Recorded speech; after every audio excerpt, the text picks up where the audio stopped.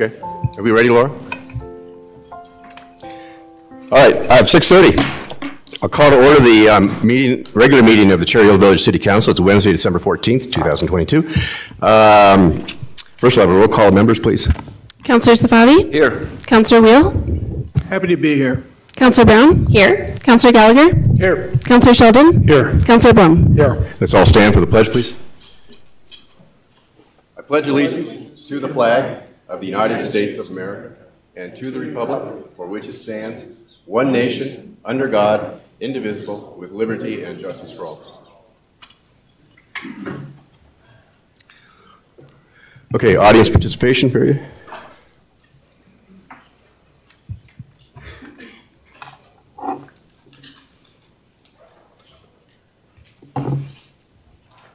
And we have nobody signed up. Is there anybody, before I move on to the next item, anybody want to speak that didn't sign up?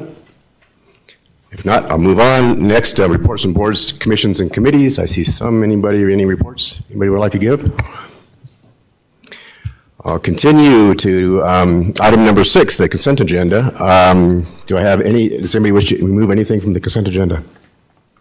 If not, I'll take a motion. I move to approve the consent agenda. Second. All in favor? Aye. Aye, that passes unanimously. Next, on to unfinished business, item 8. Resolution 2, Series 2022, the adoption of 2022 Cherry Hills Village Master Plan.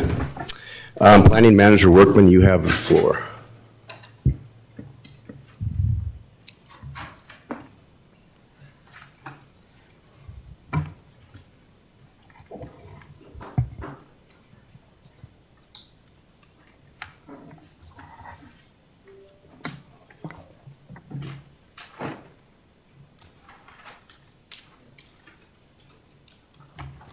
I had the floor, I just didn't have the right cord. Thank you, Mr. Mayor and members of council. I know you've heard me say this before, but this time I am genuinely excited to be before you to present the 2022 Cherry Hills Village Master Plan. There's been a lot of hard work and a lot of good work put in by a lot of really smart, really contributing members of a variety of folks. And so this really does represent kind of the culmination for that. So we are excited. I do want to take just a moment. I know council's aware, but for those that may view later, the city's municipal code does charge the Planning and Zoning Commission with maintaining a master plan. The commission shall review the plan as often as it deems appropriate, but no less frequently than once every 10 years. In addition to reviews initiated by the Planning and Zoning Commission, council may at any time direct the Planning and Zoning Commission to review one or more provisions of the master plan. And following any review of the master plan, the Planning and Zoning Commission shall submit to council findings, recommendations, and amendments, if any, which council may adopt, modify, or reject. And so that's what brings us here this evening, is a long process, made it to the Planning and Zoning Commission's desk last month. They have reviewed the master plan that was in your packet this evening. They made some modifications to some text and some things like that, nothing major. But they have recommended that you all approve the document that's in your packet this evening. As a reminder, this project started, well, I guess we got direction back in late 2019, but really kicked off in 2020. The consultant, Rick Engineering and Design, specifically Britt, has been, and I truly mean this, a partner in this project. They did a lot of the heavy lifting early on, and then COVID hit, and we were at a point in the project where it was critical that we start to get some public input. And because of COVID and the restrictions on gatherings and folks being together, they really stuck with us through that pause in the process. And we picked up that process probably summer, fall of last year, and we have been churning and burning, if you will, to make sure that we get as much public input as we can and make sure we get a quality document in front of you this evening. You'll hear both Britt and I say this a lot, and folks that may be part of the CAT or P&Z that are here to speak later. This was a very iterative process. We started out with some community assessment. That's what I was referring to with some early work by the consultant. We started to create some alternatives and ideas and community visions through public input. If you recall, the first round of public input was a physical mailing to every household in the village. We used that to identify some alternatives, some high-level vision stuff. We went back, we refined that with the Citizen Advisory Task Force, with the Planning and Zoning Commission. We developed some goals and actions out of that process. We went through another round of public input. And then ultimately, the last thing to come together in these is an implementation plan, which I know Britt will go into in much more detail, but that is a new feature of this plan. And there was opportunity for community input on the implementation section as well. This is, and for those of you that were just in the study session, you heard me say this is a graphic and a series of stats that I'm particularly proud of. We, at the direction of Planning and Zoning Commission, it was important for us to get as much input from as many different people as we could get. And so we had a variety of ways for folks to reach out to us, whether it was, hey, give me a call, whether it was a series of open houses, whether it was our social media efforts, whether it was surveys, the members of the Citizen Advisory Task Force, we had a technical advisory group. We had a whole host of folks weigh in on this. And I'm proud to say that throughout the project, we had 4,666 contacts. And I feel like that is representative of the engagement and what this community deserves. So at this point, I will turn over the presentation to Mr. Palmberg from Rick Engineering and Design to kind of walk you through the document itself and how it's structured in the chapters and that sort of stuff. Thank you, Paul, and thank you all for your time this evening. So just a few summaries about the document. I think you've probably heard this from Paul and others in the past. This is not really a new plan. We didn't totally start from scratch with an entirely new plan here. We viewed it as an update to the 2008 master plan. As we got into the project and everyone involved started contributing thought, really the view was that the community's in pretty good shape overall, and it achieved most of the things in the 2008 master plan. So it really was a question of updating and exploring certain topics in greater detail. So nothing is a 180-degree turn of direction from 2008. But this plan was important to resolve some various conflicts and ambiguities that came out of the last plan. It's a little differently structured and organized. We'll get into that a bit more here in a few minutes. And it really reflects the changing context and of the community here as things have progressed the last 10 years or so, and has more of a focus on implementation, which Paul alluded to. So the changing context, we've had COVID happen, we've had changes in environment here in terms of greater focus on sustainability, not only here, but around the country, around the state.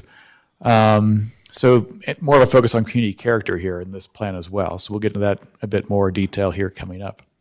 Next slide. So some key features of this new document, or the 2022 document, there are more formalized chapters. The 2008 plan basically had a pages by section, by topic. You can kind of get the feel there were somewhat of chapters there, but this document has more formalized chapters. There's more of an organized table of contents up front, which should make it easy for folks to go to refer to certain topic areas they page through the master plan document. There's a new section on sustainability and resiliency. As mentioned, there's been a lot more focus on that here, not only in Cherry Hills Village, but around Colorado and around the country the last 10 years. A lot more climate changes, wildfires, you name it, right? So more of a focus on that here and more of a discussion full throat with the community about those two topics as we went through the process. More of a focus on community character, which I mentioned here a moment ago. That topic was discussed during the 2008 plan, but we wanted to focus a little bit more on, what do we really mean by community character? How are we going to address it? What's the community's and the city's plan to address community character and enhance it in the future? The content on community facilities, which was a separate section in the 2008 plan, has now been combined in with infrastructure. So there's now an infrastructure/facilities chapter here. And as Paul mentioned, there's also a new implementation chapter, because a lot of our discussion along the way with the Planning Commission, CAT, and so forth was, all these elements of a plan are important, but we really need to prioritize the actions coming out of it and really discuss how it actually gets done by the city in the next 10 to 20 years going forward. Here's an overall graphic here showing the structure. So the community vision is really the umbrella, hence the diagram shape there, right? Community vision really informs all the different elements here in the plan. The 6 elements below that are the different chapters here: character, land use, parks, trails, open space, transportation, infrastructure, facilities, and sustainability and resiliency. And then under each chapter, there are a set of guiding principles for each topic or chapter, a set of goals, and then action items really attached to each specific goal. And those set of action items are really the key recommendations coming out of the master plan. That's what's really feeding into the implementation chapter, implementation plan, which we'll cover a little bit more coming up. So the community vision, the community statement here, community vision, is fairly similar to what we had in 2008. We don't have the 2008 statement up here to compare and contrast, but the words are very similar. Safe, serene, low density, enhancing the established character, and really retain the character of open space views in a safe and serene environment while addressing issues in a fiscally sound manner. So some of the words that are a little bit new there are the word serene, a lot more discussion of the open feel in the vision, but by and large, the vision is relatively similar to what we had back in 2008. So community character, we're going to go through each chapter now and just highlight some of the guiding principles and highlight one goal per chapter. We're not going to go over each goal, each action item here. It would take us quite a bit of time to do all that. But in terms of community character, there's two guiding principles. And again, these are fairly similar to what we had in 2008 in terms of the guiding principles. Number one, the preservation, enhancement, and improvement of public and private areas of the city, including streets, streetscapes, trails, and open spaces, should emphasize a pastoral, safe, serene, and open character. So that word safe came about quite a bit in the discussions about community character throughout this process. What do we mean by safe? In terms of, that kind of spilled over to discussions about crime and personal property safety, things like that. The adjectives of pastoral, serene, and open were very commonly kind of espoused throughout the process as well. And the second guiding principle here, the city's development code and associated regulations should balance efforts to preserve and enhance the desired character of the community with private property rights where reasonably possible. There was a similar statement in the 2008 plan. So, again, people are very interested in enhancing and preserving the character here in Cherry Hills Village, but this has always been a community that's been very highly recognizing of the power of private property rights and really preserving those as well. So it's a strong balancing act there as we go forward. So goal number 2 here under community character, just to kind of pull out an interesting one, and you'll see as you look through here where you just happen to pull out goal 2, that wasn't intentional. Goal 2 on each of the different chapters, that was not necessarily intentional. It just happens that this is the one that we thought goal 2 in each section was most deserving of discussion tonight. Goal 2 was to preserve the pastoral, safe, serene, and open character of the city through the design and maintenance of streetscapes, public lands, and public facilities. So we had 3 action items concerning that. I'm not going to read them word by word, but essentially the 3 focus on designating key view corridors in the city as the basis for streetscape, park, and trail design enhancements. So there's a lot of discussion through the process about really the topic of view corridors. I think it was mentioned back in 2008, but brought forth more strongly in discussion here as part of this 2002 master plan. The second action item talked about adopting streetscape, park, and trail designs that preserve key views of the mountains from local streets, parks, and trails in the city. And then the third action item concerned implementing streetscape designs that incorporate natural landscapes to separate equestrian, pedestrian, and bicycle facilities from travel lanes. And that last action item is kind of referenced and carried over into the transportation section. People like the natural feel of the design of streets and trails and so forth, but they wanted a high quality separation between vehicular traffic and where people walk, bike, and ride horses.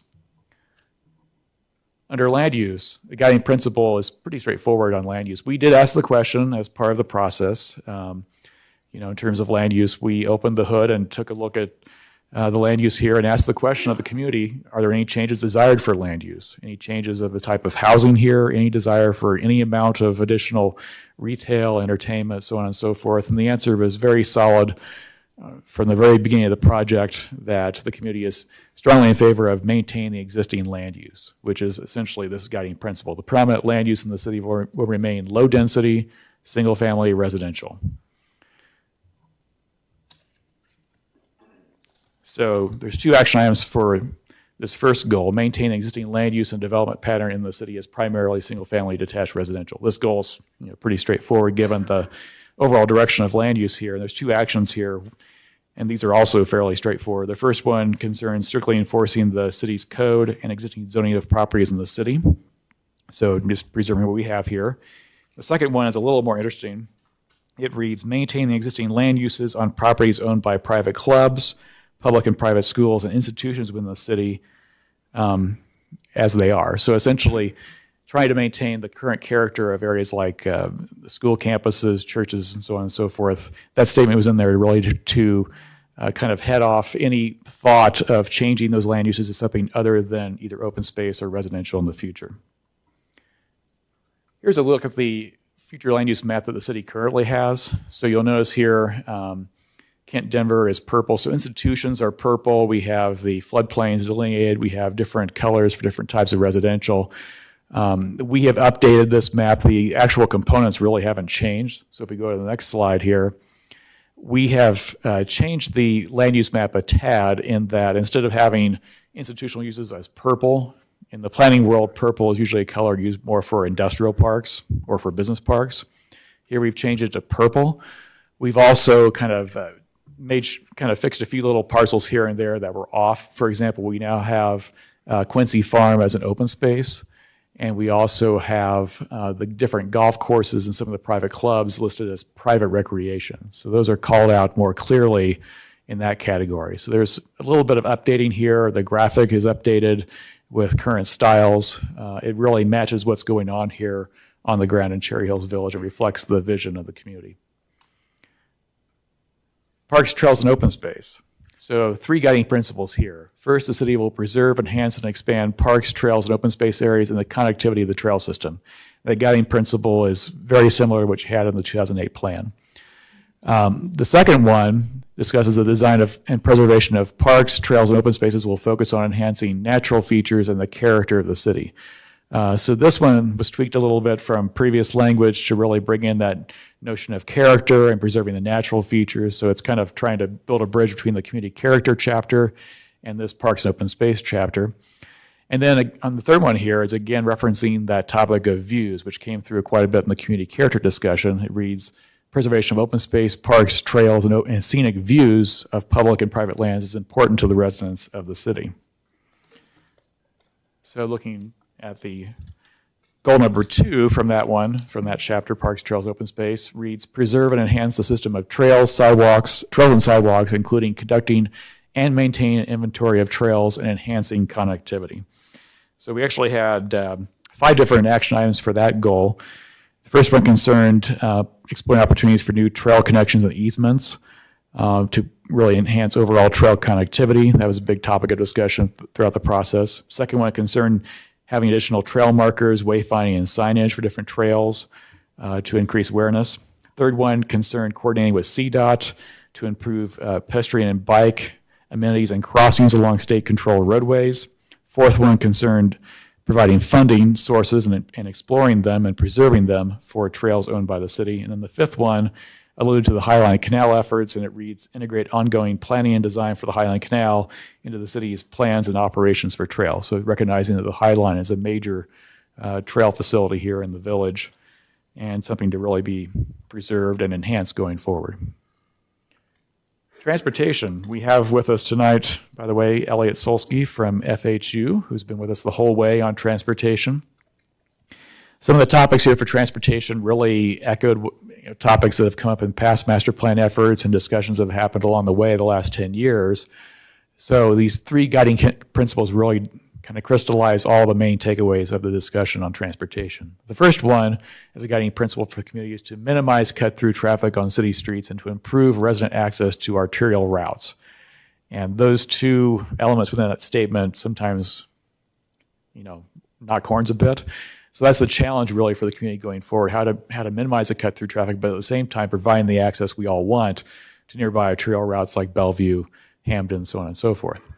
Second, to improve safety and reduce the speed of vehicular and bicycle travel on streets and trails through the city. So the phrase that kept coming up throughout discussions, first and second rounds of engagement with regard to this one, really was the term low and slow. People wanted traffic to slow down and traffic to be lowered in quantity and volume here for streets and trails of the city. People wanted a quieter experience. The third one is to reduce conflicts between various modes of travel, vehicular, bicycle, pedestrian, and equestrian, and plan for the use of streets and trails for all modes of travel. So that really alludes to these major streets that have all these facilities in one place. For example, Quincy, Clarkson's one of them perhaps in the future, and really trying to think thoughtfully and plan for the safe passage of people not just driving their cars, but also walking, biking, riding horses, the whole 9 yards. So in terms of goal number 2 for transportation, reads to pursue opportunities to improve safety and the experience of multimodal transportation in the city. And we had 3 action items on that one.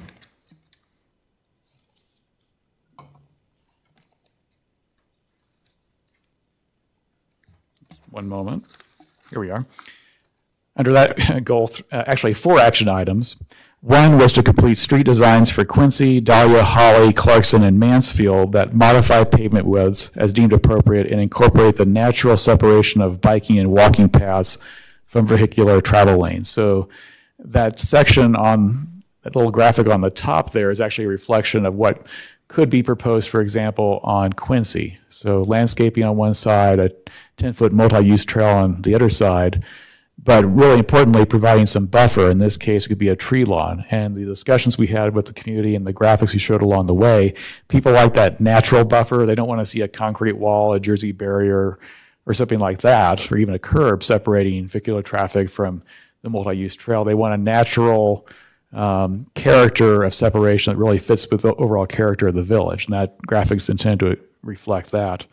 The design for streets like Mansfield is reflected in the graphic on the bottom there. For example, we have 2 travel lanes, and there's enough room on streets designed like Mansfield, more of a suburban pattern. There's room on either side for an 8-foot wide area for either parking by vehicles or for bicycle movement. And so this is actually resembling some streets here in the South Metro, cities like Centennial and Greenwood Village, where you have a street section of this width and allow for both parking and bicycle movement in addition to vehicular traffic through there. Now, the second action item under this goal is to install signs and enhance crosswalk markings such as signals, paving, and painting at locations where trails cross city streets. So, for example, where the High Line crosses Quincy or other major streets like Colorado, there are some signs there already, but to make sure we have the proper signs and the right markings, all the kind of design features that really increase the safety for people using the trail, whether they're biking or walking or riding a horse to cross those streets. And the same goes for other trails here in the city as well. The third action item is to work with CDOT to install improvements to increase safety for people biking and walking along and across state-managed routes in Cherry Hills Village. So for that one, it does require a collaboration with CDOT.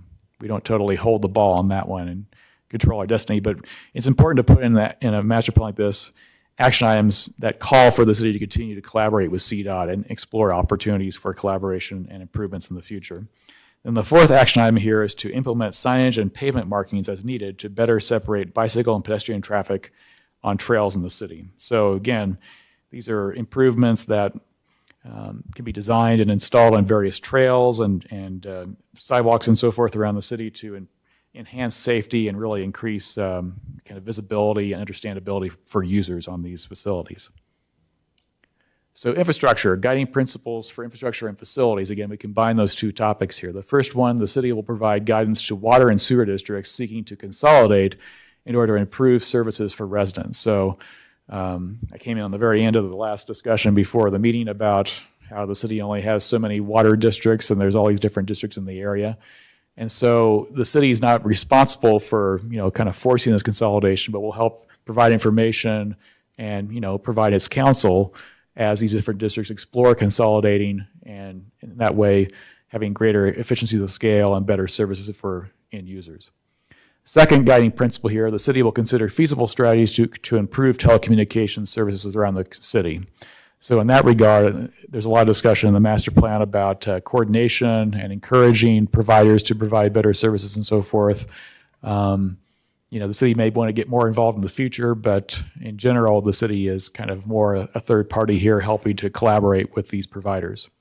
And then the third guiding principle, the city will work with other regional partners and guide private property owners to resolve drainage issues. So again, the city can't force all this change in terms of drainage, but can provide recommendations, education, assistance as property owners explore different ways to deal with drainage going forward. So with this one, we'll look at goal number 2. Next slide. we'll focus on that drainage topic. Goal number 2 states that the city should collaborate with regional partners and private property owners to improve drainage and flooding issues in the city. And there's 4 action items in that regard.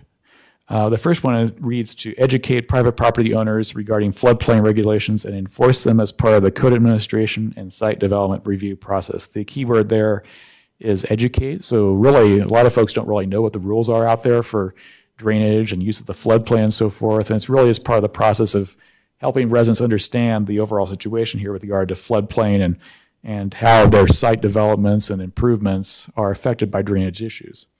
Second action item, continue to educate residents regarding stormwater infrastructure issues and options, including within city rights-of-way. Again, that word educate is in there. So it's, again, sharing information. And, the topic of drainage is one that the average person out there doesn't really, they understand things go into a pipe, but beyond that, most people don't really know how this all works in terms of regulations, how it all flows. So a good deal of education and information sharing is important here. The third action item under Goal 2 is for the city to actively seek opportunities to solve stormwater issues for multiple properties with a single pond or a series of connected ponds that reduces the size of ponds on individual residential lots.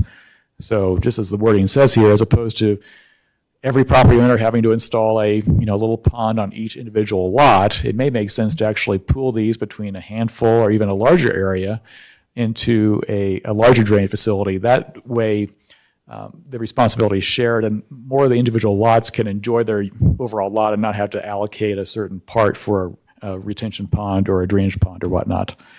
And the third and final action item underneath this one for goal number 2 is to continue to work with Denver Water and the Highline Canal Conservancy regarding issues related to the canal and develop a plan for the eventual use of the Highline Canal for stormwater drainage. And I believe we have a presentation tonight about that, right, from our consultants. So that's ongoing. You'll notice that some of the action items in this document are items the city already is doing or is in the process of doing. And that's pretty normal as part of these master plan efforts, is to include all the different action items that are either going on or will go on in the future. So you have kind of the full menu of stuff the city's doing. Finally, sustainability and resiliency, 3 guiding principles. There was a good deal of discussion about this, especially with the Planning Commission and CAT. A lot of discussion through surveys and input on, how involved the city really going to be with this. But the guiding principles we came up with are the following. First, the city will pursue strategies to enhance resiliency through education with residents and coordination with regional partners. Again, that's that topic of education, not necessarily the city doing everything itself, but really sharing information, letting people know what they can do to promote resiliency and sustainability. Second guiding principle, the city will develop plans to reduce the environmental impact of its operations and services, including the use of renewable energy sources. So again, it's taking a look at different options for the city itself to become more resilient and follow sustainability practices in the future. And then the third and final guiding principle, the city will pursue programs to inform, encourage, and incentivize residents to participate in environmentally friendly or sustainable practices such as green building and recycling. So, we had kind of in the layman's term, we discussed, hey, there's carrots out here we can pursue for sustainability and resiliency, and there's sticks. Carrots meaning incentives, things like that. Sticks are, these are rules, regulations. And most people in the community, through our community input, kind of, not surprisingly, didn't really go for the sticks. They liked the carrot approach. That's why that word incentivize is in there. So you see kind of the theme here of informing, informational, encouraging, educating, but also to some degree incentivizing. And the degree of incentivization the city wants to do will be decided really in the future by this body, the folks in the future on the city council and other folks in the city going forward. So why don't we look at goal number 2. Again, it just kind of happened. We're looking at goal 2 in every chapter. But goal 2 for sustainability and resiliency reads to develop a menu of incentives for private property owners to adopt water conservation, green building, recycling, and composting of household waste and other techniques for environmental sustainability. So we have 3 action items here. The first one is to develop a set of incentives such as lower permit fees or expedited plan reviews to encourage private property owners to reduce water usage through site design, such as zero escaping, reduce water usage on a daily basis. Second is to implement a program of incentives, such as lower permit fees, tax credits, rebates, so on and so forth, to encourage the use of green building techniques, solar, use of energy efficient heating, ventilation, air conditioning systems, and things like that. Third one is to modify zoning regulations and building standards to incentivize the use of alternative energy devices for wind or solar while ensuring they are designed to minimize the visual impacts on adjacent properties and blend with the prevailing character of the surrounding neighborhoods in the city.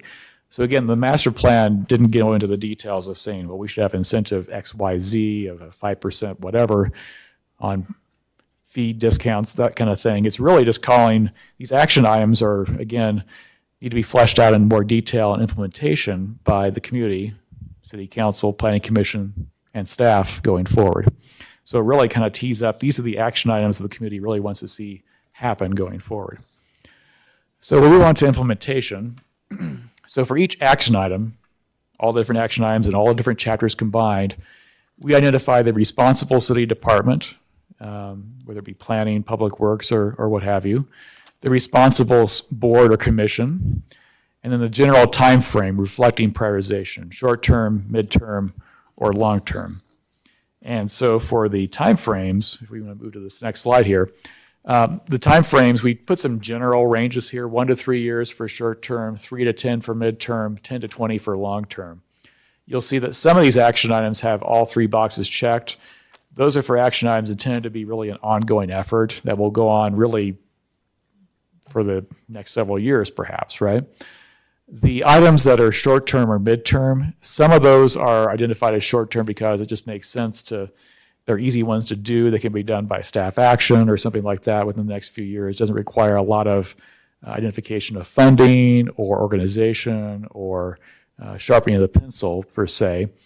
And some of the action items here were short-term because they really received a higher level of support in terms of prioritization from the community through the last round of engagement. So we actually had in this room, it was, I think, 29 boards. We had every single action item on a board here. We had an exercise where folks came up and they put green dots under each goal for the action item they really prioritized, right? And that exercise really led to this prioritization kind of illustration here in the implementation chapter. So essentially, community input informed the short-term, mid-term, and long-term nature of each action item, and that was coupled with really kind of professional guidance from city staff and in terms of practicality, level of cost, things like that.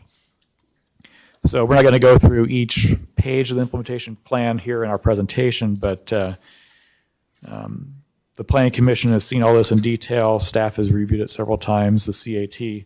So yeah, it reflects a lot of great work here. And before I yield the floor back to Paul, I've worked in planning consulting for 17 years, worked with a wide variety of communities, small towns, big cities. This has been one of the most enjoyable to work with. It's a group of very passionate, educated, and involved citizens here in Cherry Hills Village, and it's a pleasure to have really thoughtful conversations. I've really enjoyed all my time with the CAT and the Planning Commission and with city staff. So it's just been a great experience, and we look forward to see what you all can accomplish here the next 10 to 20 years. Thanks, Britt. Appreciate you going through a lot of very dense information very quickly, so thank you for that. As I alluded to, last month, the Planning and Zoning Commission did vote to recommend that the City Council approve the 2022 master plan. I will say that it's likely that the council may want some wordsmithing or some discussion related to that. That is within bounds. We don't need to, alter motions or things like that. Britt and I will be taking notes if you have those types of comments, but we certainly welcome any comments or questions or whatever you have related to this project. Before I start, too, is there anybody from I see our chairman of the CAT here. Would you like to say something, or I don't want to? Mr. Roswell.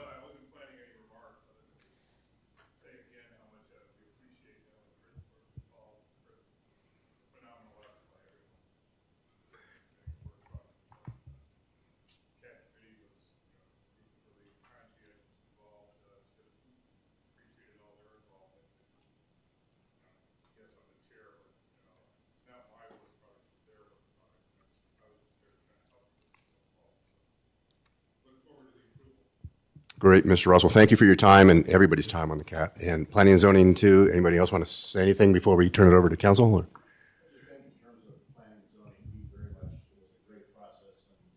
we really did appreciate Scott Roswell and Jennifer Miller, who's the co-chair of that committee. The CAT did terrific work, and planning and zoning was very, very pleased. The results were, as well as Britt, Elliot, and then Paul, John, and Chris was at most of those meetings. It was really, really an extraordinary experience. Thanks for all the work you did. Really appreciate it. Councilor Blum, any questions for? Yeah, a couple of questions. One is I want to express all of our appreciation for this document that I think is very well done, very comprehensive. And knowing how many years it took to get there, we appreciate that. I think the mayor reflected all that. Paul, talking about some wordsmithing, I've just got a couple minor items that I can ask you and maybe want to do something on it. If you go to the infrastructure facilities IF Goal 1, in there, you're talking about improving the aesthetic appearance of cell towers. You know, based upon the discussions we've had here for 4 years, I think we also need to say additional cell towers and not just the aesthetic appearance of the cell towers under that implementation is my suggestion. And just for clarity, that's IF Goal 1? Item would be under IF 1B. Under Goal 1. The second item, section action item, I talked about improving aesthetic appearances. I think we also need to add additional cell towers as that's a prime goal, if we can add that in there. Second item is under the next thing, under sustainability and resiliency. That's our Goal 1. You're talking about increasing the use of renewable energy. And I think this is something Randy and I have brought up several times here is can we add in there acquisition of electric vehicles as a goal or as a action to implement that also? There's no reason we couldn't, although I guess I would be interested to hear council weigh in if they're okay with that, but there's no issue with adding it. Okay, I would just suggest that we'd add that there. And then one of the last wordsmithing, you talk about composting under SR Goal 2, but there is no action for composting. And I know that's a complex issue. I know Denver's had a number of issues with that now and trying to get, since we don't have universal collection of garbage and recycles here, I don't know how that would be done, but I think we need to add a action plan in there for that also. I can add some context that the specific wording related to composting was at the direction of Planning and Zoning Commission without the addition of additional detail to build in flexibility over time as different options may become available. So I'm not saying you all have to agree with that, but I'm offering that was the thought process from the Planning and Zoning Commission. And I know it's a complex issue, but but there was no action to implement that. So I don't know if we want to make it a action, something we can look at as Planning Commission Council as that comes up. Maybe we can add that in there. Other than those few wordsmithing items, I think it's an outstanding job and express our appreciation, as the mayor has suggested, for an outstanding job here. For everybody involved, Planning Commission, the CAT, and everybody else that's involved. Thank you. Councilor Blum, can I just clarify the first comment regarding the cell service? I see what you mean about the aesthetics versus also, it's not just the aesthetics that we're trying to get at. Would you also characterize that as increasing or improving cell service itself, as opposed to, we don't know what the solutions are going to be yet, and so I would hate to box us in on saying that we have to add towers as the solution. The underlying goal in that, though, is to improve service, correct? Exactly. Okay, thank you. Councilor Charlou. Thank you, Mayor. First, Britt, great job to Rick Planning and to Elliot, to Felsberg. The work you guys did on this document over the last few years, tremendous. Thanks to our staff, everyone who's worked on this for a few years. I know it's been a long haul, starting and stopping and starting up again. And I appreciate the effort that went into forming our CAT, our Citizens Advisory Task Force, and thank you to those who were on that. I think that was a real powerful tool for us to have, and I'm thankful for those of you who kind of brought that to the forefront and made that happen. I have 8 comments to the document, 6 of which I think fall under what Paul suggested would be minor wordsmithing. That I've already sent those comments into our staff, and I think they've said they're going to incorporate 6 of those 8 in. I'm happy to go over them if anyone wants to hear them, but I promise you that none of them are going to be problematic for any of you. 2 of them, though, staff did ask that I at least bring them up with the rest of council and make sure that you guys are okay with them before they are to go ahead and implement anything like that. My first is on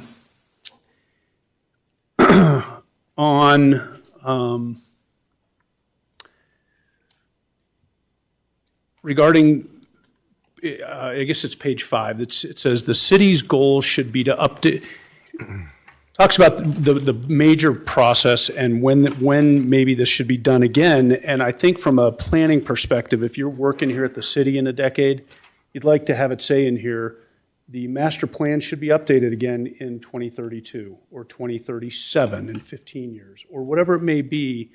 I think we should put a target in there for our successors to aim towards. Unless anyone objects, I'd like to put in there a 2032 timeline or a 2037 of 10 or 15-year horizon to put in there for everyone to aim at for a next version of this to get cranked out.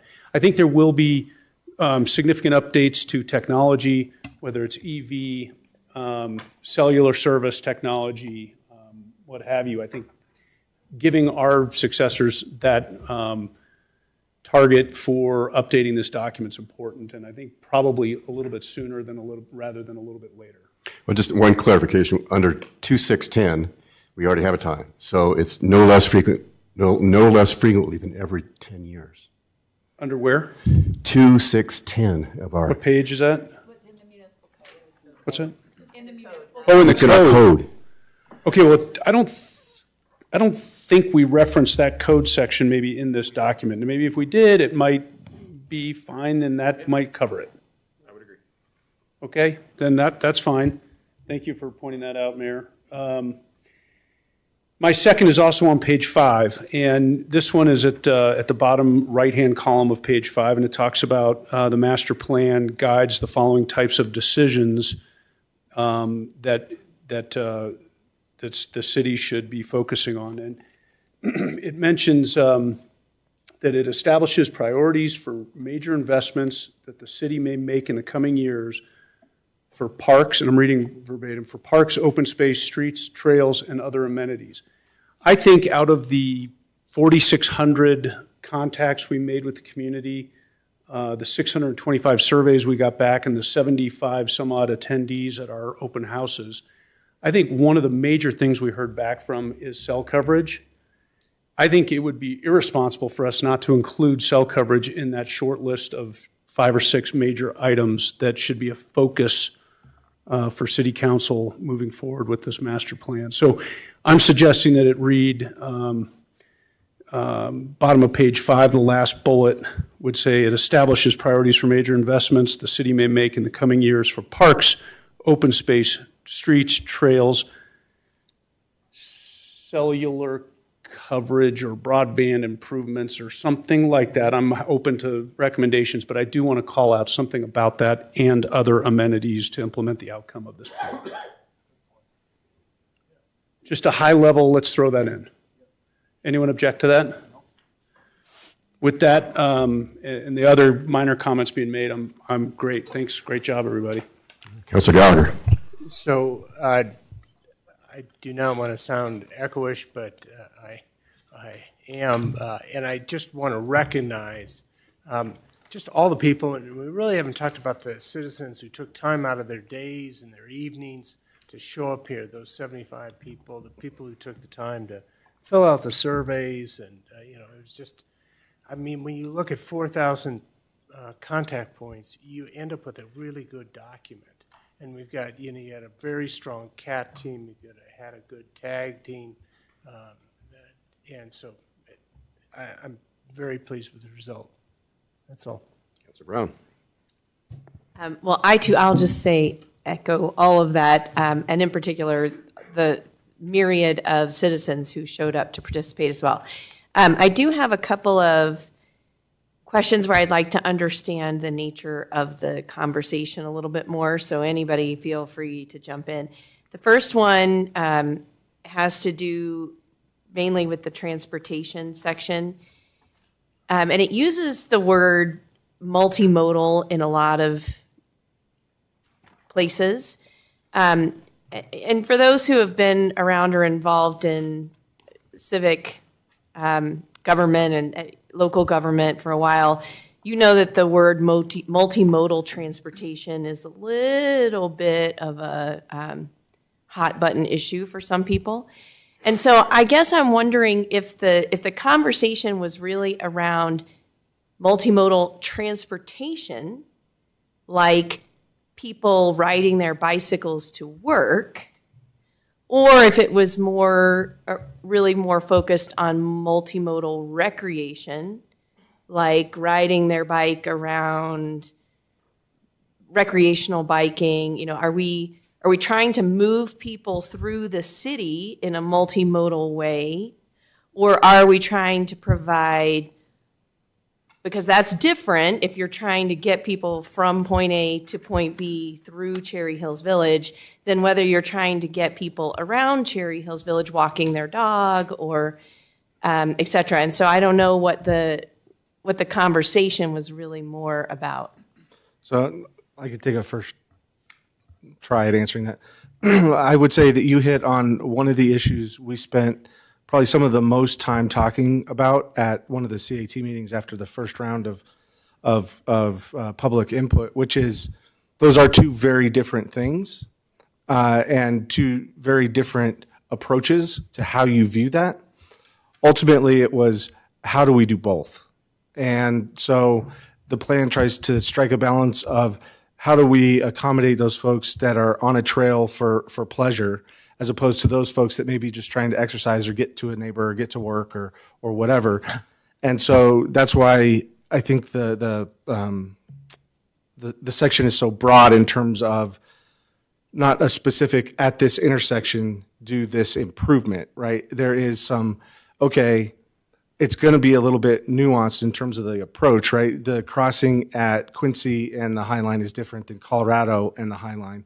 And so we need to look at those further and see, because they are unique, how do we treat those in a way that is consistent in a sense that there's not a surprise for either the pedestrian or the biker or the vehicle, but how do we also make sure that we respect the context of that crossing? And I just use those two because those are the two easiest to cite. But there's other, the trail crossing there and on Holly, right? That's very different. And so how do we, and basically a long-winded way of saying, we need to do another look at these on a more individual and micro basis because both of those are important to us, and a one-size-fit-all approach is not going to be appropriate for the village. So I guess where my question is mainly coming from is just having worked with the existing master plan for so long, words take on sometimes an unintended meaning. You know, they take on the meaning that's associated with them that isn't always the meaning that was the original discussion. And so I guess I have a little bit of a concern that the words multimodal transportation in 6 years may have a very different, may really sound like transportation through the city, you know, bike paths that are meant for thousands of people commuting from one side to the other. And my gut, I wasn't on the CAT, but my gut tells me that that wasn't the conversation. But when we use words like multimodal transportation, 6 years from now, somebody comes back and says, look, it says here, see how important multimodal transportation was. And so I just want to make sure that we captured the essence of the conversation in the words so that people know what we meant and discussed. What I would offer in response, and I'm not trying to be argumentative at all, is that is the purpose of some of these guiding principles that are at the beginning of these documents, is to give a high-level sense of what do we mean when we say, what do we mean within this Parks, Trails, and Open Space chapter? And so I look at those and I see minimize cut-through traffic, improve safety and reduce speed of vehicles on bicycle travel, reduce conflicts between various modes of travel.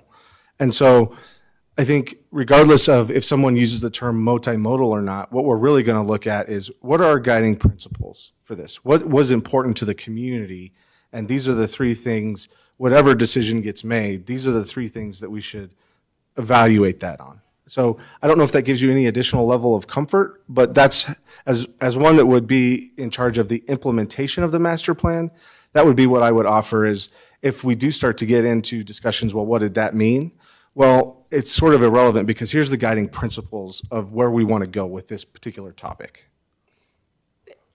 Yeah, I guess what I would say is that all modes of travel still says to me transportation. When I'm out riding my bike, I don't think of myself as traveling. Right? And so, I mean, it's a little bit of a, it's not a hill to die on by any stretch of the imagination, but I just, that section, the words multimodal transportation mean something different to me than what I think they mean to everybody else, perhaps. So that was thing number one. Under transportation, under goal 2, I was curious how we came up with that specific list of streets and why, for example, Franklin isn't on there, Colorado Boulevard isn't on there. I'm not ignoring, I'm reading. No, yeah, okay. Yeah. It just says complete street designs for Quincy, Dahlia, Holly, Clarkson, and Mansfield. Those were the streets that were identified during the public hearing, or not the public hearing, the public input process as through the survey work and then also through discussion with the CAT. Okay. So, but I was just going to say, it doesn't mean that this is the list that council is limited to. If there are others that you feel are appropriate, we can certainly add those. Well, I just wasn't sure if they were discussed and people felt that those streets were okay, or they weren't discussed at all, or does anybody? There was a discussion about a variety of them. These were the ones that rose to the top. Okay. But again, that's not to say that council couldn't say, we feel strongly that Franklin Street, for example, needs to be included in this list. That's absolutely in bounds. Okay.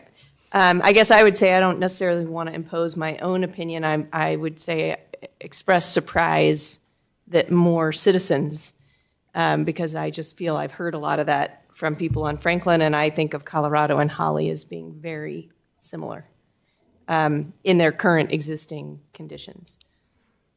So anyway, that was that. I have a couple of just typos that I'll send to you offline. Under infrastructure, goal 1, this was something that I kind of brought up in initial comments. We've embarked on, let's see, goal 1. Oh, wait, I'm on the wrong. Okay. Where it says, coordinate with technology providers to have providers install using their funds or other external funding sources, such as grants, high-speed fiber around the city. I absolutely understand why that's what people want. But I think we probably all know that the probability of that happening is extremely small. And so I guess the piece of information I was really hoping for from the master plan is, what do you want us to do if the providers won't use their own funds? Do you want us to use city funds to do this or not? And I think that's a really big question that's unfortunately still unanswered, but I worry that writing the goal in that specific way is just setting us up for failure. Well, but can I maybe address it? Yeah. I mean, I think if you keep reading, it says have providers install using their funds or other external funding. I know, but the question is, do you want the city to use, if we can't get that money, which I'm not really sure we'll be able to, do you want us to use city money or not? I don't know if it's so much a matter of if I want us to or not. It's a function of whether it would even be available if any of us wanted it to be. Yeah, I don't think it excludes city funds. It's not in the negative. I think it just says, try to obtain those otherwise. If not, then I think it's open. I see your Yeah, that's not how I confusion the way read it's that, worded, yeah. but I think it actually works in using their, meaning the third-party installers or the carriers, using their funds or other external funding. External funds, but it doesn't talk about internal city funds. Let me throw back Yeah. to staff because it looks like they wanted to comment. Yeah, yeah. I would just, on this issue, I know that we spent quite a bit of time. I think Paul's looking for some survey information that does point to this on some of the second and third surveys that we did. Okay. With that said, we have the chair of the Planning and Zoning Commission here tonight who might be able to provide a little context on this specific issue because this was one of the top, 3 or 4 topics that we kicked around again and again. So if it pleases the mayor, I would. Yes, Yeah. go ahead. Yeah, this was, as you can imagine, it was discussed at length. One of the things, and in fact, we took a lot of pains to go out there and say, okay, we know you're going to say, for instance, you want undergrounding, you want cell phone, you want this. Are you willing to pay for it? Will you a tax increase? Will you do a bond? Will you do? No, no, no, Okay. no. The community basically said they don't want to pay for it. And in fact, the previous version of this is the last thing we did in the planning and zoning. It actually said that a little bit more. It basically said, as I recall, it was like, get the providers to pay for it. And we discussed. And then it was a hard stop. And it was a hard stop. And I know even I raised it, and I think that's what caused it. I said, we need to soften that language. We need to provide a little bit more flexibility here because we know our community wants to improve cell phone coverage. We know, based on the input, they don't want to pay for it. But we've got to allow for the fact that the city's probably going to need to investigate spending city funds to do this. And so that's where this was coming from. So, we could have, and council can basically say, hey, we're going to spend our money to do it, put it in the plan.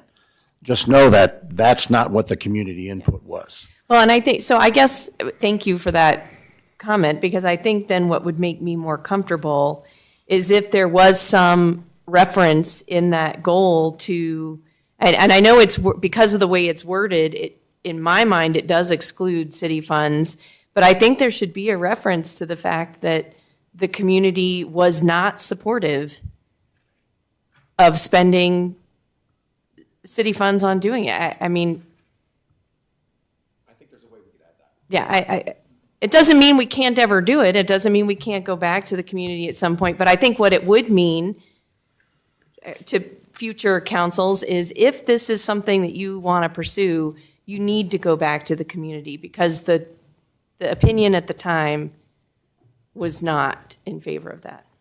And again, and from, at least this is just my personal view, which was when we tried to soften that language and to talk about other funding, to be frank, the community basically said they don't want to pay any more taxes. Right. Okay. Which is to say, hey, if we cut money out over here and put it, and we didn't get into that over there at the end of the day. And we know that the city's got a limited budget, so you can sort of extrapolate and just go, yeah, we're probably not going to stop paving our roads the way we do to put in cell phone coverage. If we do that, we're going to keep doing it, and that'll require a tax increase. We know they don't want to do that.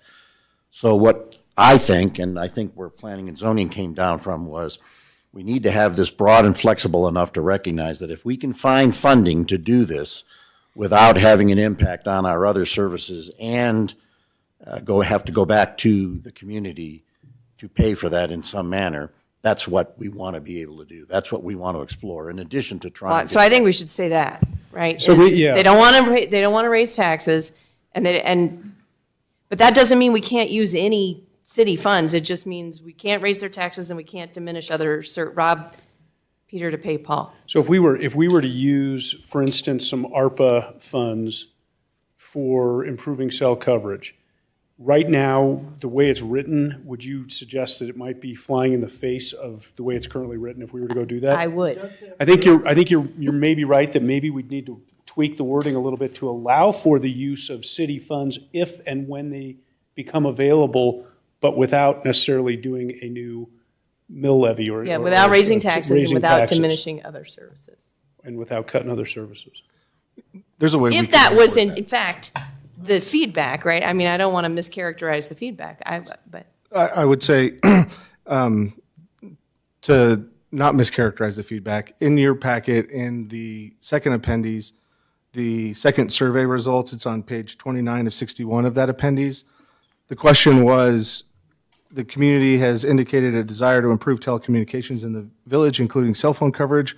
What options would you favor to improve telecommunications in the village?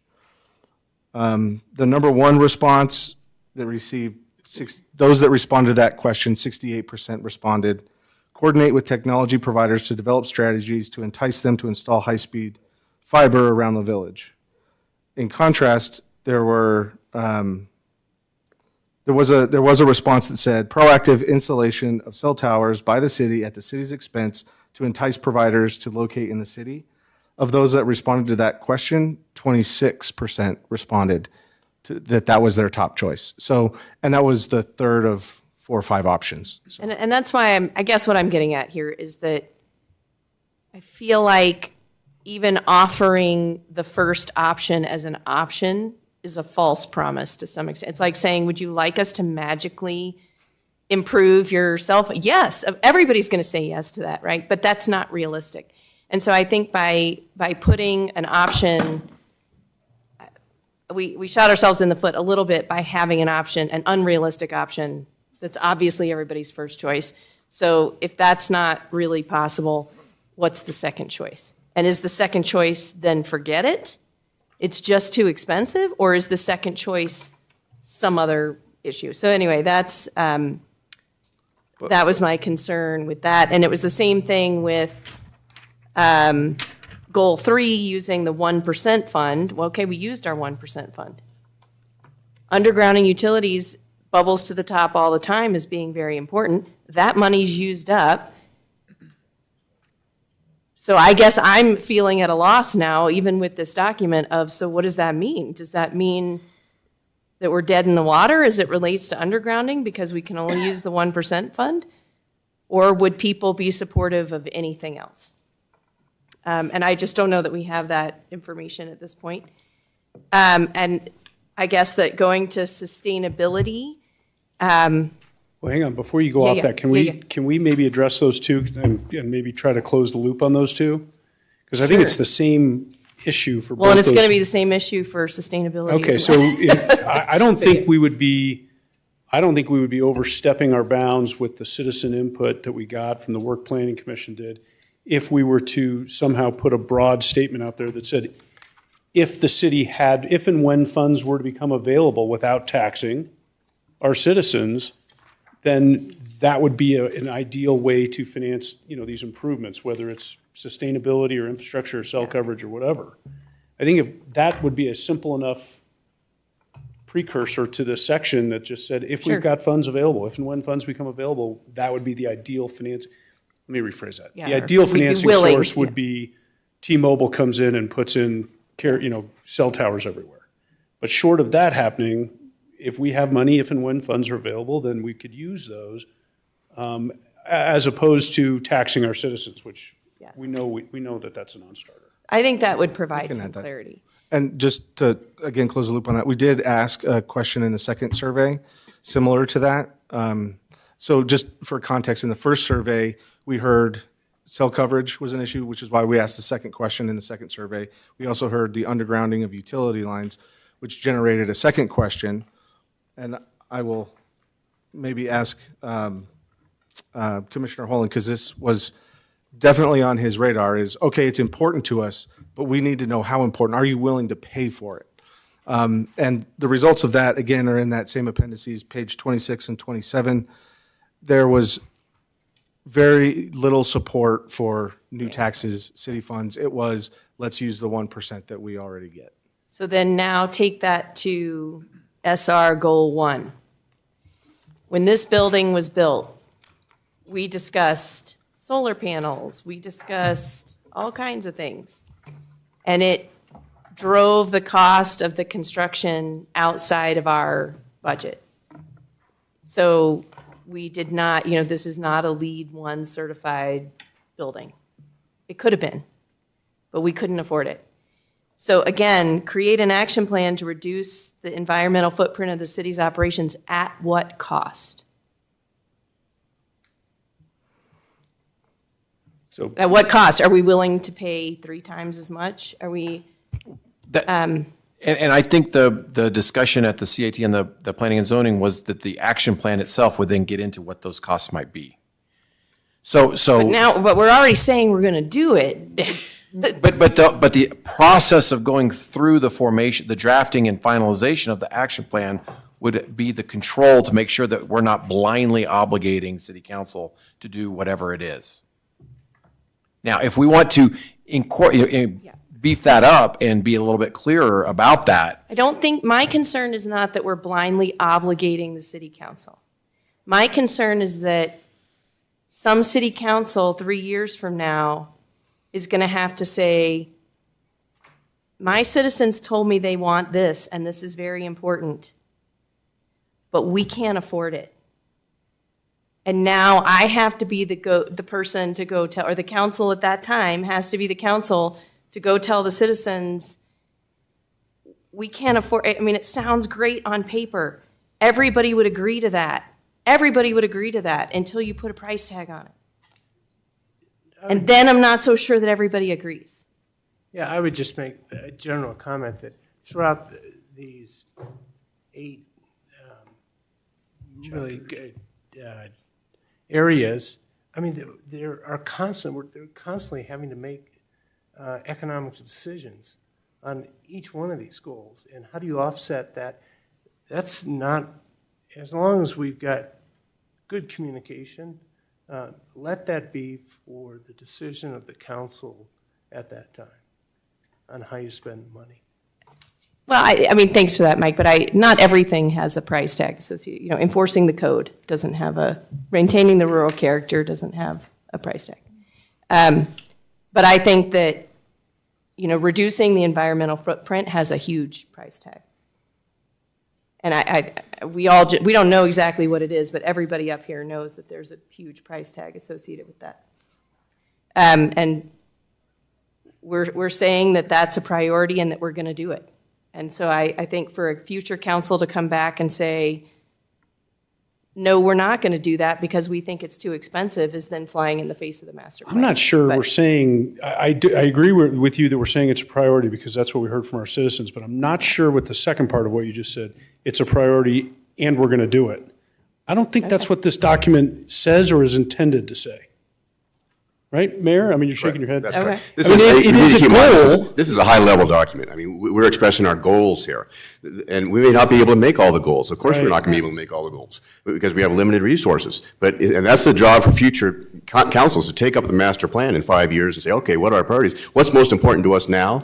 What money do we have, and how are we going to allocate our scarce resources? But we have to keep in mind, this is a master plan. It is a high-level document. It doesn't commit us to anything. It just gives it a sense of the community about what our priorities are, so the future councils can say, hey, you know, how can we do that? And they may have better ideas than we do about how to do it within their budget. So. Well, fair enough. I don't really agree, but that's fine. We also, so I assume that we're not talking about then, because everything is incentivized, and that we're not talking about adopting the green building code, which we have never chosen to do. That's correct. There's no obligation. Okay, and then the only other comment that these are all just little wordsmithing things that I will, and typos that I will send you. Perfect. Councilor Wheel. Thank you. You know, at the risk of redundancy, again, great job. I'm impressed with the community outreach efforts and the quality of the document. I do think, along the lines of what Katie said, we're sort of at a very high level, and there's always a tension between trying to advance strategically and at the same time manage the day-to-day challenges of the city, the day-to-day projects. And I guess I'd like to ask, maybe the cat's not completely on hiatus yet or something like that, but how do we move from a document that has clearly a list of things that are definitely good, but lots and lots and lots of activities when you get to the implementation section, way beyond the budget. How do we get to a more proactive kind of plan as opposed to sitting here and being reactive to this project that comes along? Okay, yeah, this project conforms to the master plan, good, we'll go with that. But that's sort of reactive, you know? And I'd like to get us, see us in more of a position where we're proactively operationalizing the plan, you know, saying, okay, this is the big picture. Now, what do we do in a more realistic way, which gets to things like the cost of individual projects, and it's not a finite set of an infinite set of resources. So, you know, how do we give and take, and otherwise we risk being first come, first served, you know, in terms of the funds and the resources, and I don't think that's the way we want to move forward. But aside from that, and I do share Al's thoughts about, you know, maybe fleshing out the resiliency and sustainability piece of it more. I don't quite share Katie's thoughts that it's going to be a gigantic, you know, price tag. I think there are things we can do to improve our footprint in the environment that may not cost a fortune. Sure, there are things that we could do that would cost, but, you know, the cost benefit wouldn't sustain that. So I'd encourage maybe a deeper look, because the implementation section doesn't really get into the mechanics of how we might prioritize and how we might, at least from what I read, you know. Yeah, Paul? Yeah, well, I would just offer that that what you're raising is an issue that every community struggles with their master plan, right?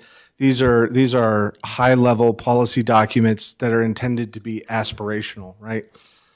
One of the first steps in quote-unquote the implementation of the master plan is council's approval of the budget, the long-term financial plan, right? How do we marry the guidance that the master plan gives us with the financial resources that the city has? And so I would offer that that's the opportunity to really try and be proactive in the implementation of the master plan, is ultimately through the budget process and the long-range financial plan.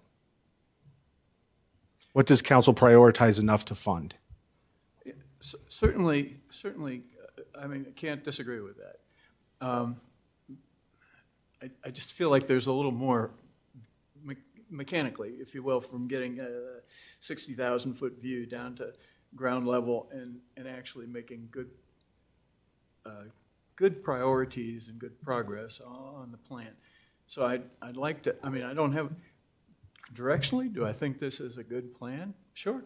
I mean, I think it's hard to argue with the things that are in it. So, no, I'm on board in terms of the plan and the budget for the coming year. Fine, you know, we can approve that.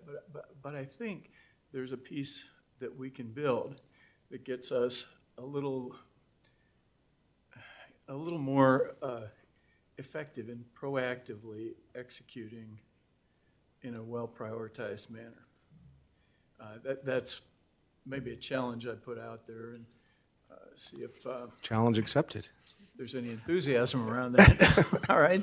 Otherwise, good stuff.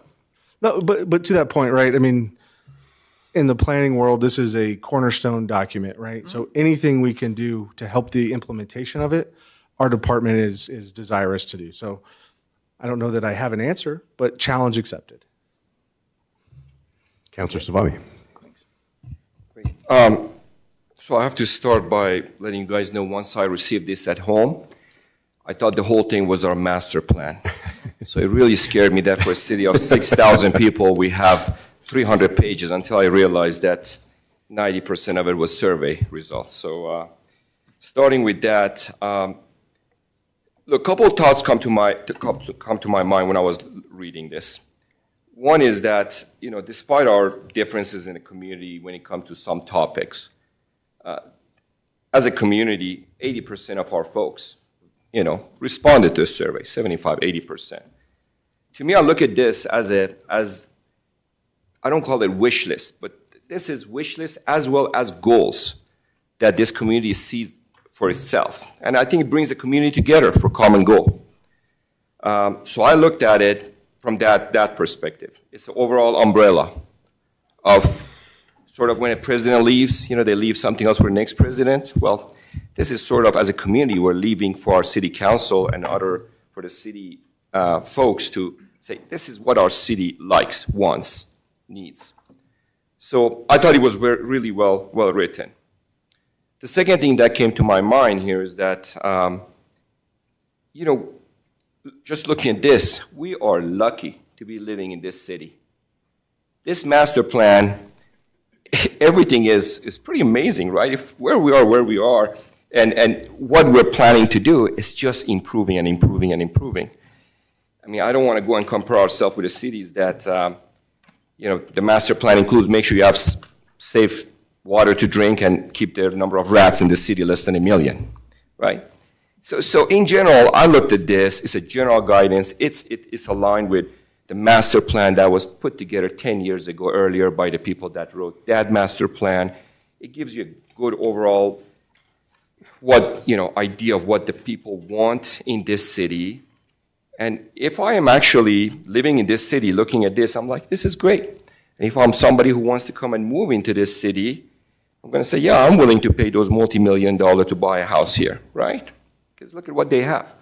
So anyway, no comments from me, from a specifically with regard to any items, other than an echo for the 8 times, 9 times, just thanking everybody involved, and any one of the 75 people that were involved in writing this master plan.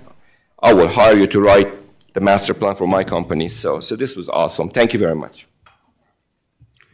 I just have a few comments. I want to follow up with Councilor Wheel and suggest that what's commonly done if master plans are approved is that you take a look at some ordinances and look at your code and see what can be changed. And that may be cost-free.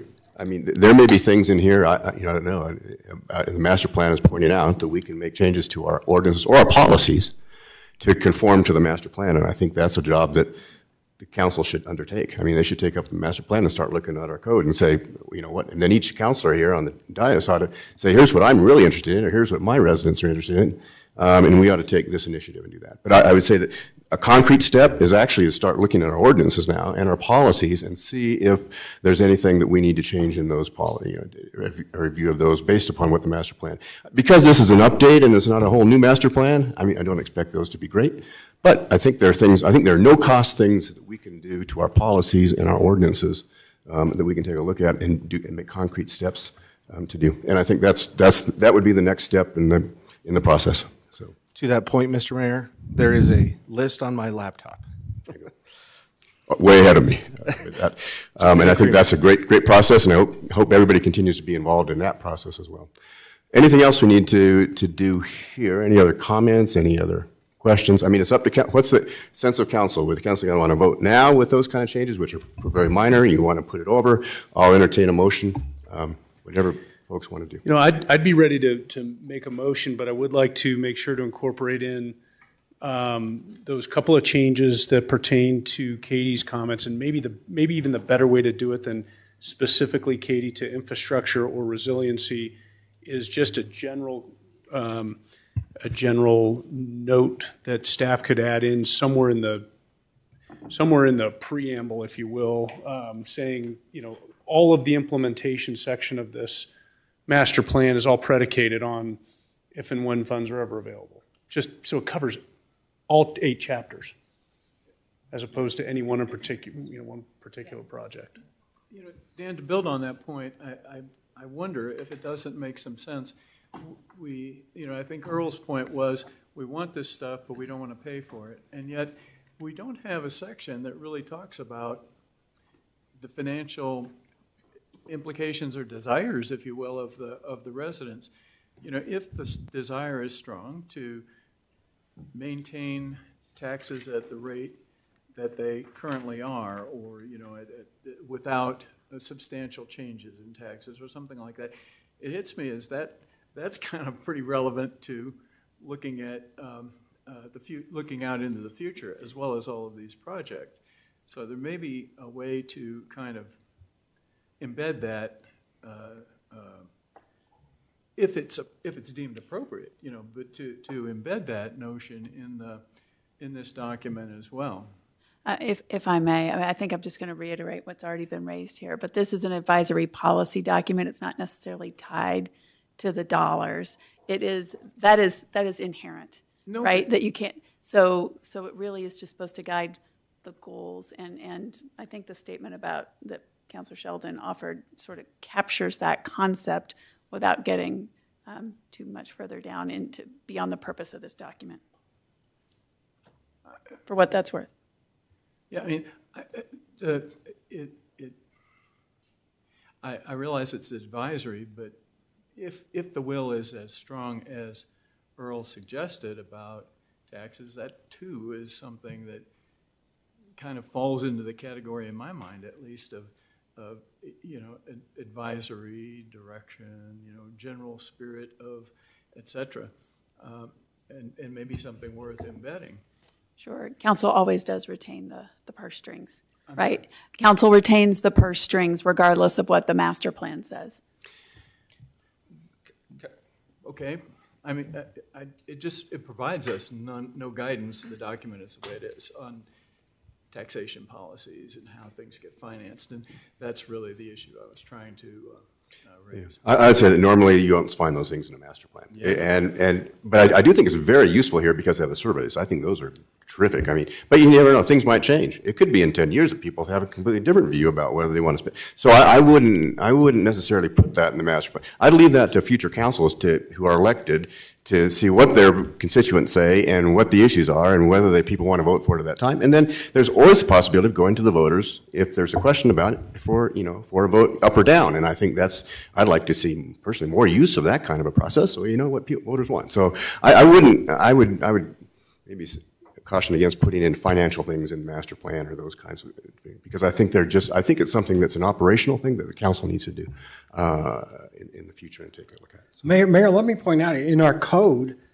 city council at any time can go back to planning commission and say, we want to revise this, and they can resubmit an amendment to the master plan at any time. And I think that council at that time may raise issues that we haven't even thought of at that time. If we're going to approve this today, I think we need to incorporate, in addition to what Dan's saying about the overall, all the wordsmithing things that have come up that Dan submitted, I've submitted, I think maybe Randy did also, that they're incorporated in that if we approve it, subject to adding all those things into it. Okay. Is there anything else to go? I'm sensing how a motion, understanding how a motion is going to look. Anything else to add to that?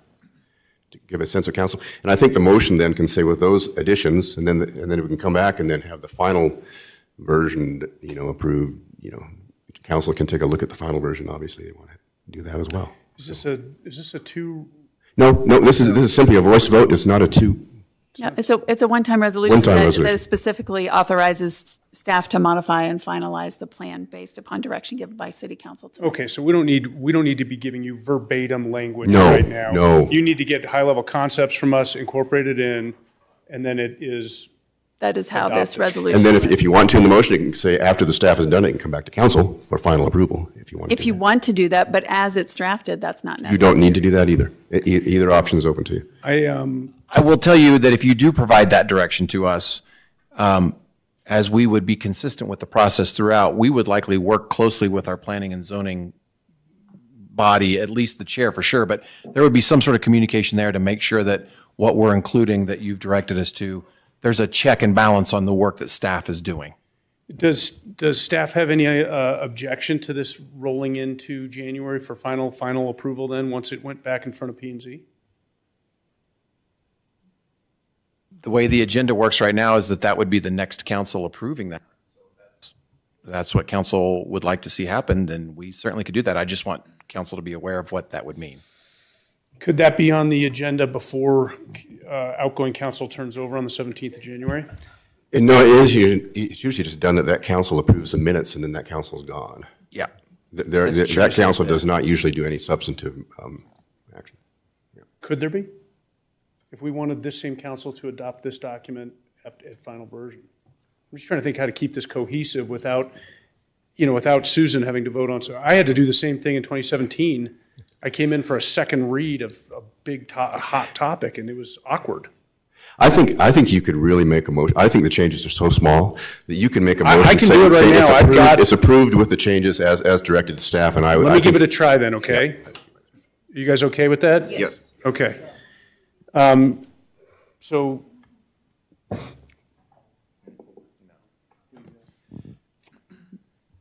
So we, I got it. Yeah, I got it. I certainly think that, I think we get the gist of the comments that were discussed tonight. I think there's a good discussion that most of them are going to carry forward. I think there's a couple that might be worth making sure that how we're handling them. But for the most part, I think we get it as a staff to be able to craft it. Whether or not you want to meet as a body to sign off or vote on those changes is frankly up to council. It probably, I mean, I guess we're just debating this up here. Technically, you are still seated on that night. You could consider it, I think, technically. I just would say, for the record, that's just not consistent with what's happened here historically. But I guess there's not a rule against it. All right, so here. Feel a little weird. I think. Let me just yeah. try this and see how this feels, okay? So I would make a motion I would move to approve Resolution 31, Series 2022, a resolution adopting the 2022 Cherry Hills Village Master Plan with the following 3 conditions or additions. The first being an insertion of a if and when funds are available. Real large, broad level condition put somewhere either in the beginning of the document or in the implementation section of the document. Good on that? Condition number 2, that a new bullet be added to, sorry that everyone in the audience doesn't have this document, but page 5 of the master plan, whereby we add the words, again, I'm going to leave it to you guys to come up with the actual words, but adding cell phone technology, broadband, whatever it may be, to where it says establishes priorities for major investments the city may make in coming years for parks, open space, streets, trails, cellular, broadband, and other amenities. Okay, and you have that, I sent you guys an email where specifically that is. And then the third condition being that you address all other minor technical items that have been sent in by council. And I think we all need to trust each other that these are all minor and that staff agrees that they're minor. And I don't need to double check if you found a Yeah, that's typo fine. of a We word. trust staff to say they're minor, absolutely. So that's the motion. Second. Any further discussion on the motion? This is a voice vote. All in favor? Aye. Any opposed? Thank you, everybody. Thanks for your hard work. And Kat, and Yeah, good job. that's a big deal. That's a master plan is a lot of work, and we really appreciate accomplishing that. All right, next to item 8B, Council Bill 17, Series 2022, to rezone a parcel of land owned by Brave Inglewood No. 2 LLC from R4 to R1. And this is our second and final reading, and council is well aware of these issues already. But Council or Planning Manager Workman, you have the floor.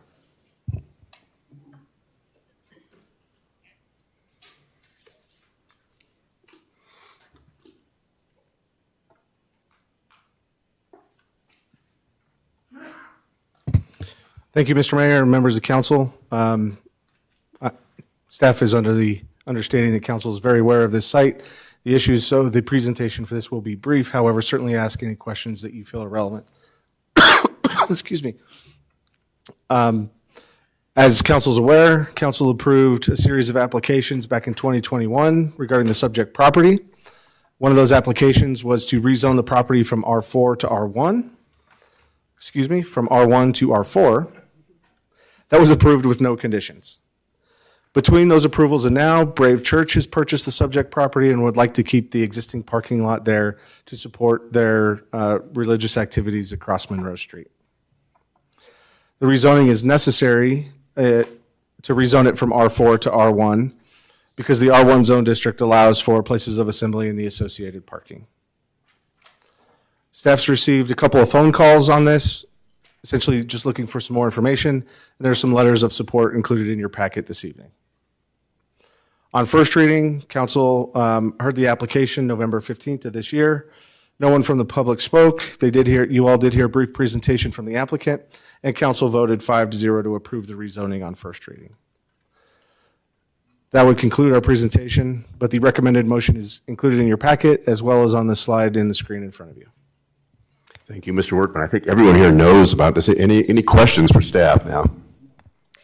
I don't hear any. I'll entertain a motion, please. I move to approve Council Bill 17, Series 2022, a bill for an ordinance of the City of Cherry Hills Village to rezone a parcel of land owned by Brave Inglewood No. 2 LLC, legally described as Lot 1, Block 1, amended plat of Lot 1, Block 1, Highline Meadows in Cherry Hills from R4, half-acre residential district to R1, 2.5-acre residential district, and amending the official zoning map consistent therewith on second and final reading.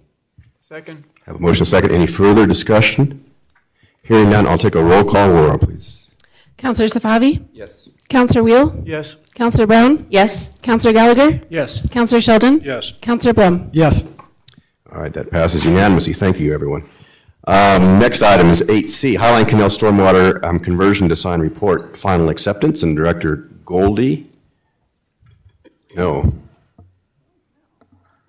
We have a stand-in.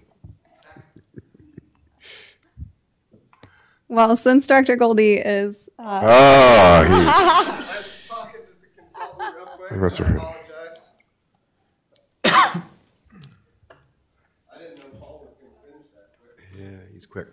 Director Goldie, you have the floor, and tell us what this means to be a final acceptance. Good evening, Mayor, members of City Council.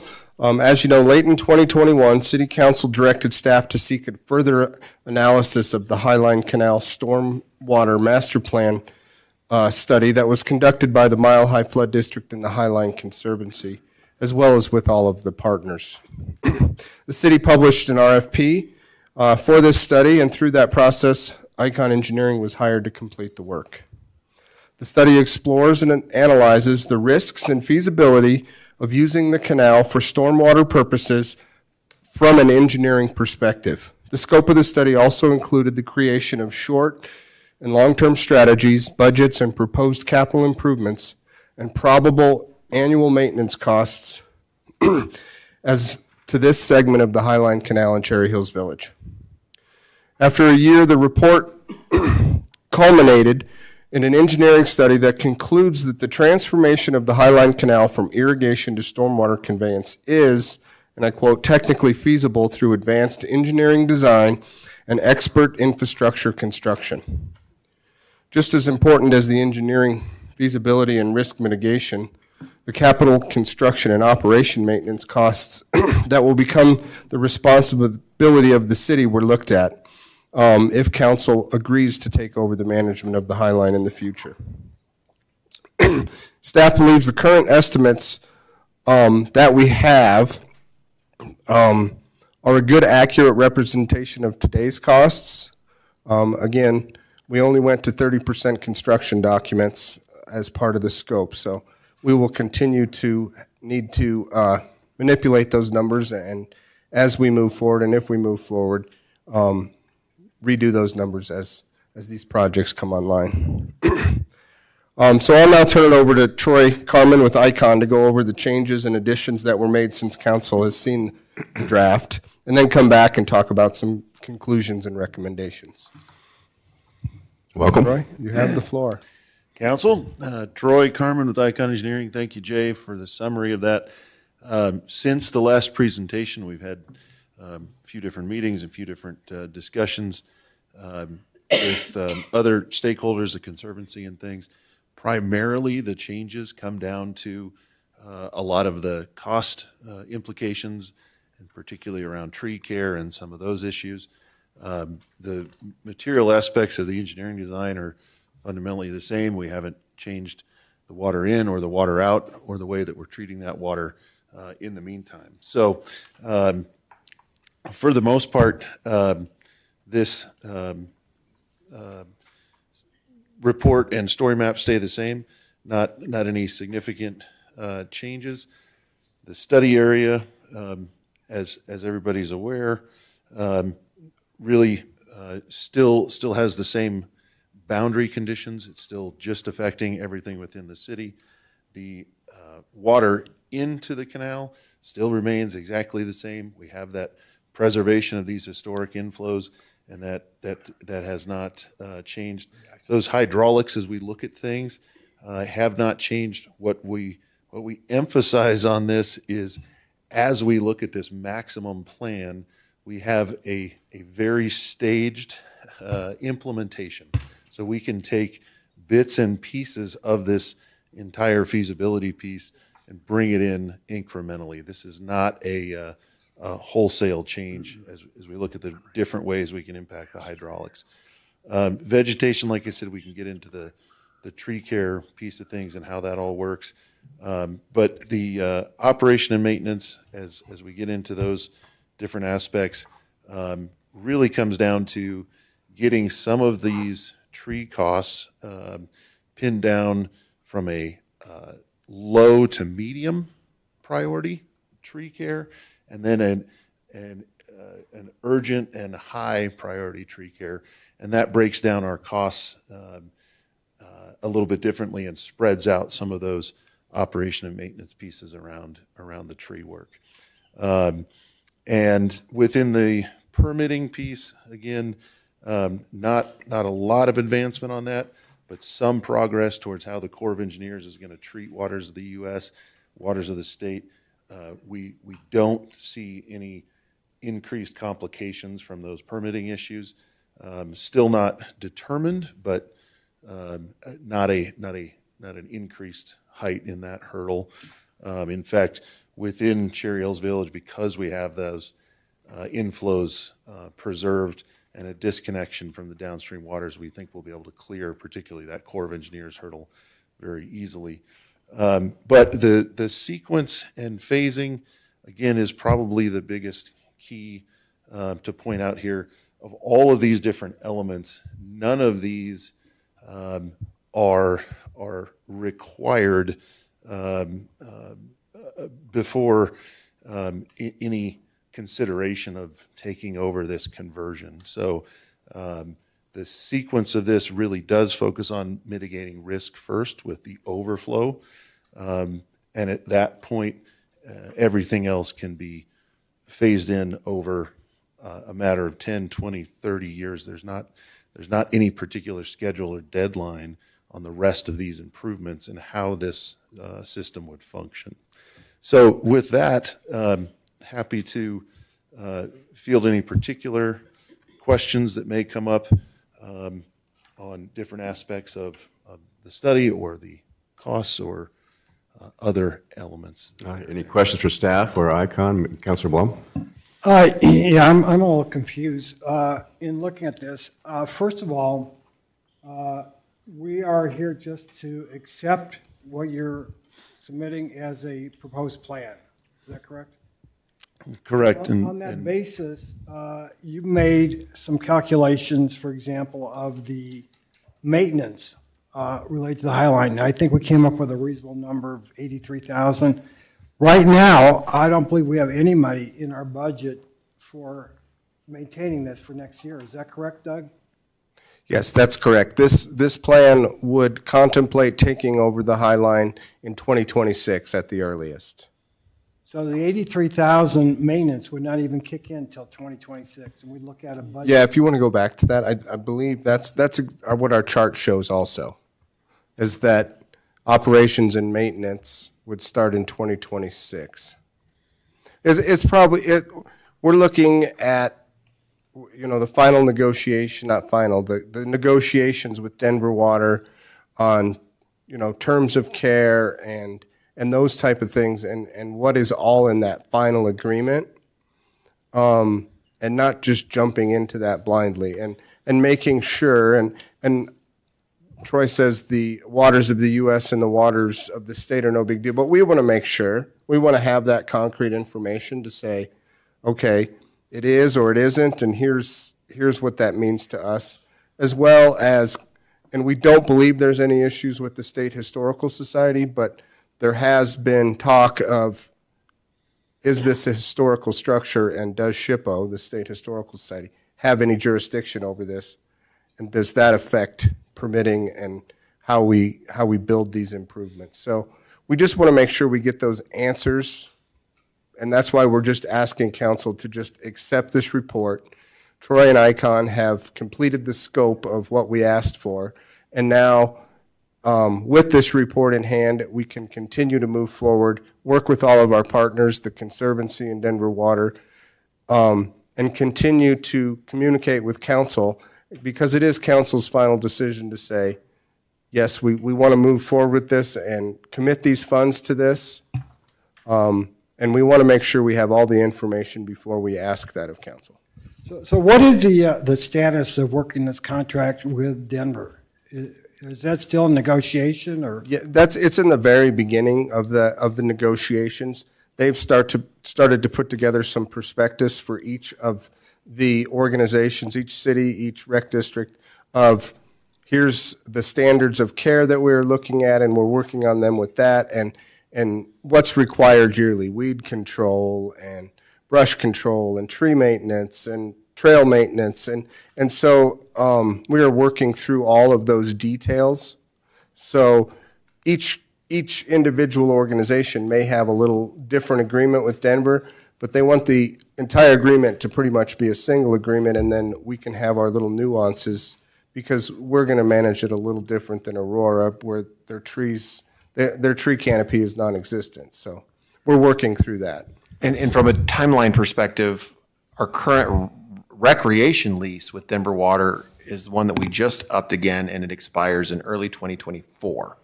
So I think that is going to end up being the trigger that causes us to, in essence, sign up for the long haul with maintaining both the recreation and the stormwater facilities in the canal.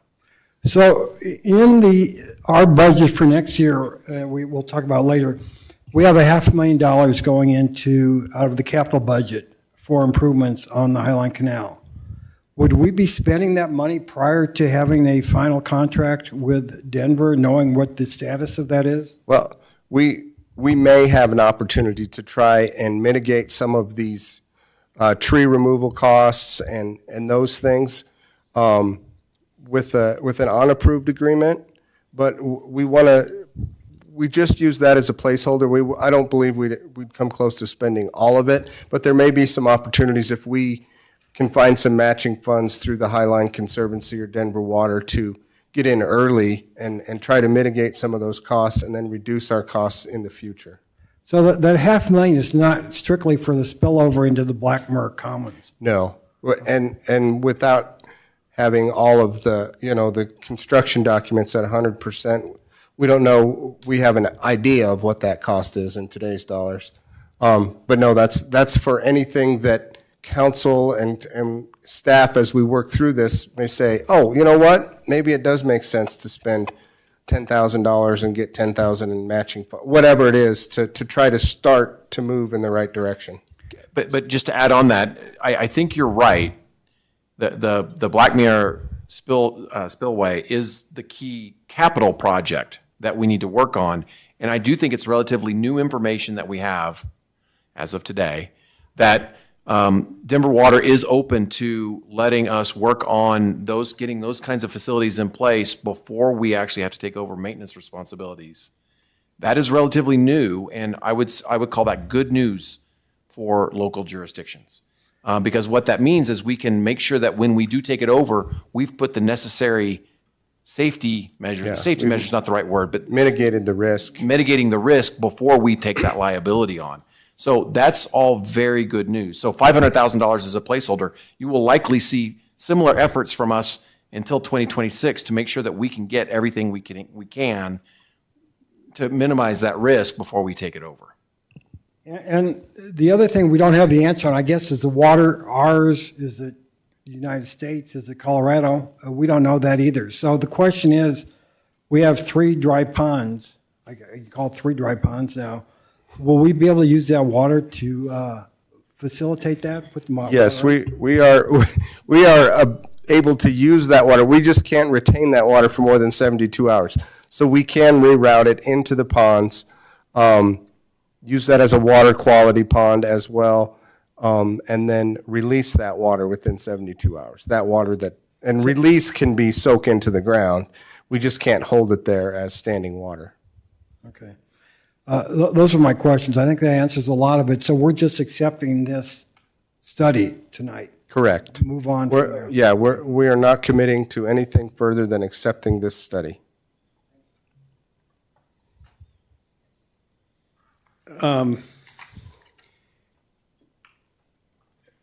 Okay, well, that's actually quite helpful as well, because I have a million questions about the implementation of this, the sequencing, the dollar costs, and I guess maybe now is not necessarily the time to dig deep into it, because a lot of it may change, and we've got a couple of years really of buildup before we're really implementing and going hard charging on this thing, it sounds like. Does the priority list that we have, the Blackmer trib, the first piece of this, Troy, does that you're investigating right now whether that's going to require any 404 permitting, or if it's going to be an individual permit or a nationwide or something like that? I presume that will be probably the critical path if we have to go get permits. If we're trying to build something ahead of the Denver water turnover to each jurisdiction, and we were wanting to go do that in the dry time next year, maybe we could do that if we allocate the money and approve the budget tonight, but getting a permit to go do that might be the problem. Is that true? Well, not necessarily for that work being on the downward side of the canal in an otherwise dry condition within a native prairie grassland and outside of a tree canopy. We have city property that would allow us, with Denver Water's oversight, since they still own part of that, to make those improvements outside of any overly complicated permit process. And so that has a significant advantage over any other wet drainage way or more environmentally sensitive area.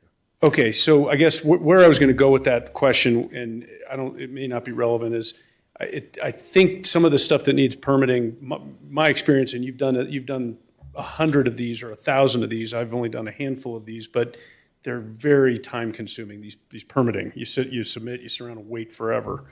So if we're going to try to get out ahead of these and try to start working on some of these in 2026, it may take 2 years, so we need to be working on it in 2024, getting those permits going. I do have one question about something you guys said a few minutes ago, though. Chris, you said it might be good news. You said it would be good news that we might be able to get out ahead of the Denver water deal that's currently scheduled for 24, 26. 24. 24 they would want us to commit in 24, but we wouldn't take over till 26.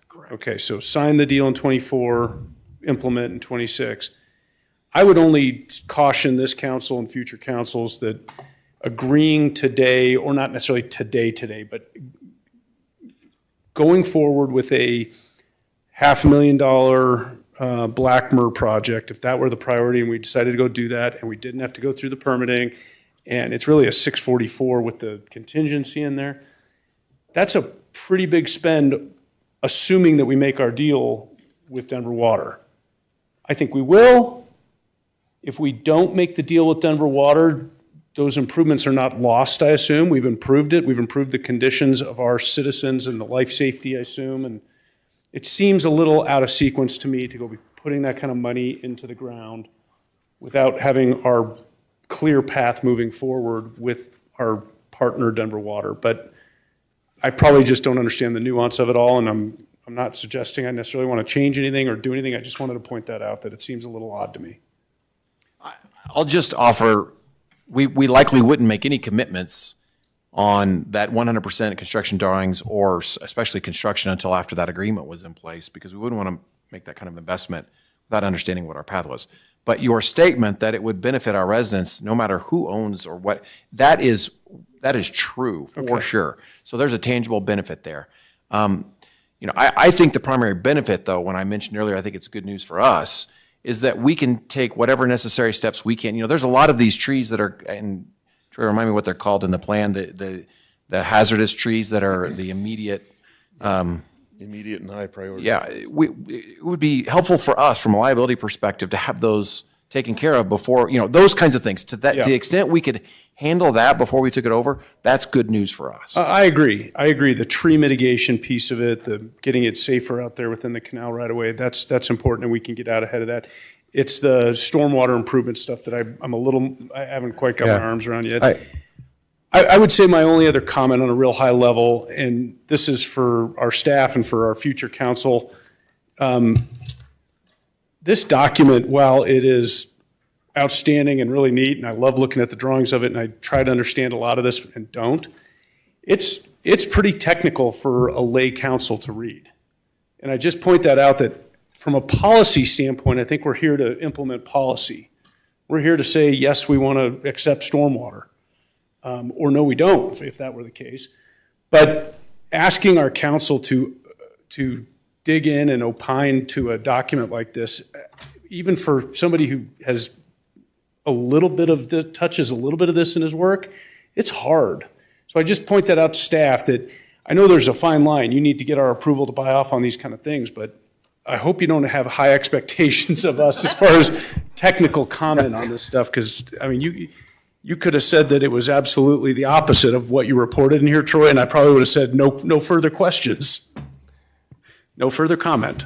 Dan, I appreciate that, because we did try to, with the executive summary, I won't say dumb it down, but bring it down a little. But if we didn't, and that's a good comment, if we didn't hit that mark, we'll try to do some more upfront, less technical, and get deeper in the executive summary next time. Councilor Gallagher. No questions. Councilor Brown. I just had one question about the operation and maintenance costs. Are those assuming that these improvements have been made or not? Or Correct. So this chart that we have in the report in greater detail, that is in fact an analysis of full build out of all capital improvements before that 10-year period starts. So in fact, as that chart stands alone, that would be a miraculous $2.5 million that gets constructed quicker than it would ever feasibly in happen. 4 years, yeah. So there is quite a disparity in how that would actually happen, but from a magnitude standpoint, that served its purpose. Okay, and so again, obviously not asking for details, but order of magnitude, is the cost of maintaining what we have now more or less expensive than the cost of maintaining that full build out? The cost of maintaining Denver Waters Canal right now, from a stormwater standpoint, is zero. Yet our risk is high, multiple millions of dollars of potential damages. Okay. The Denver Waters ownership and maintenance of this as a stormwater facility is limited to emergency response. Right. And so as this stormwater element comes into play, our O&M cost goes up to mitigate that risk that is, for the last 139 years, been all but ignored. Okay. So, Okay. yes, there is an increase in cost. There is also a significant benefit. Councilor Wheel. No questions. Councilor Savabi. No questions. I just have a few comments. Everyone should know that we are on the vanguard here. Kudos to you. I mean, everybody is watching us, because as far as this goes, we are the first ones to have done this analysis, and everybody is kind of watching to see what your analysis is. I'd be surprised if they haven't already talked to you. Well, Greenwood has taken over some maintenance, but already, and some of the other jurisdictions are talking about that, but that's not, but this analysis of what the capital and what Black Mirror and all that hasn't been done before. So this is we are leading the way here about how that's going to work. Greenwood, I think is, yeah, they are, and they're spending money and everything, but that's, I don't know that they've done this dive yet. They certainly will, and everybody will. But so we are, we're ahead of the game. We're we want to do this before we spend any money, before we really, committed to Denver Water. Denver Water wants to turn over their operations. Remember, everybody, they still own it, right? We're not going to own it. That's the whole point. They're going to still own it. We are taking over the maintenance, and we have to, part of this process is to understand what that cost is going to be, so we can understand what our duties are going to be and what our obligation is going to be when we take over the maintenance. So that's kind of where we are. So all this is good, and Denver Water is fine with this. They do want to turn over. They don't want to be in the parks program. They're not a park company. They don't want to be maintaining a park. This is going to be a park. Right, so with stormwater drainage in it, but it's going to be a very wide and narrow.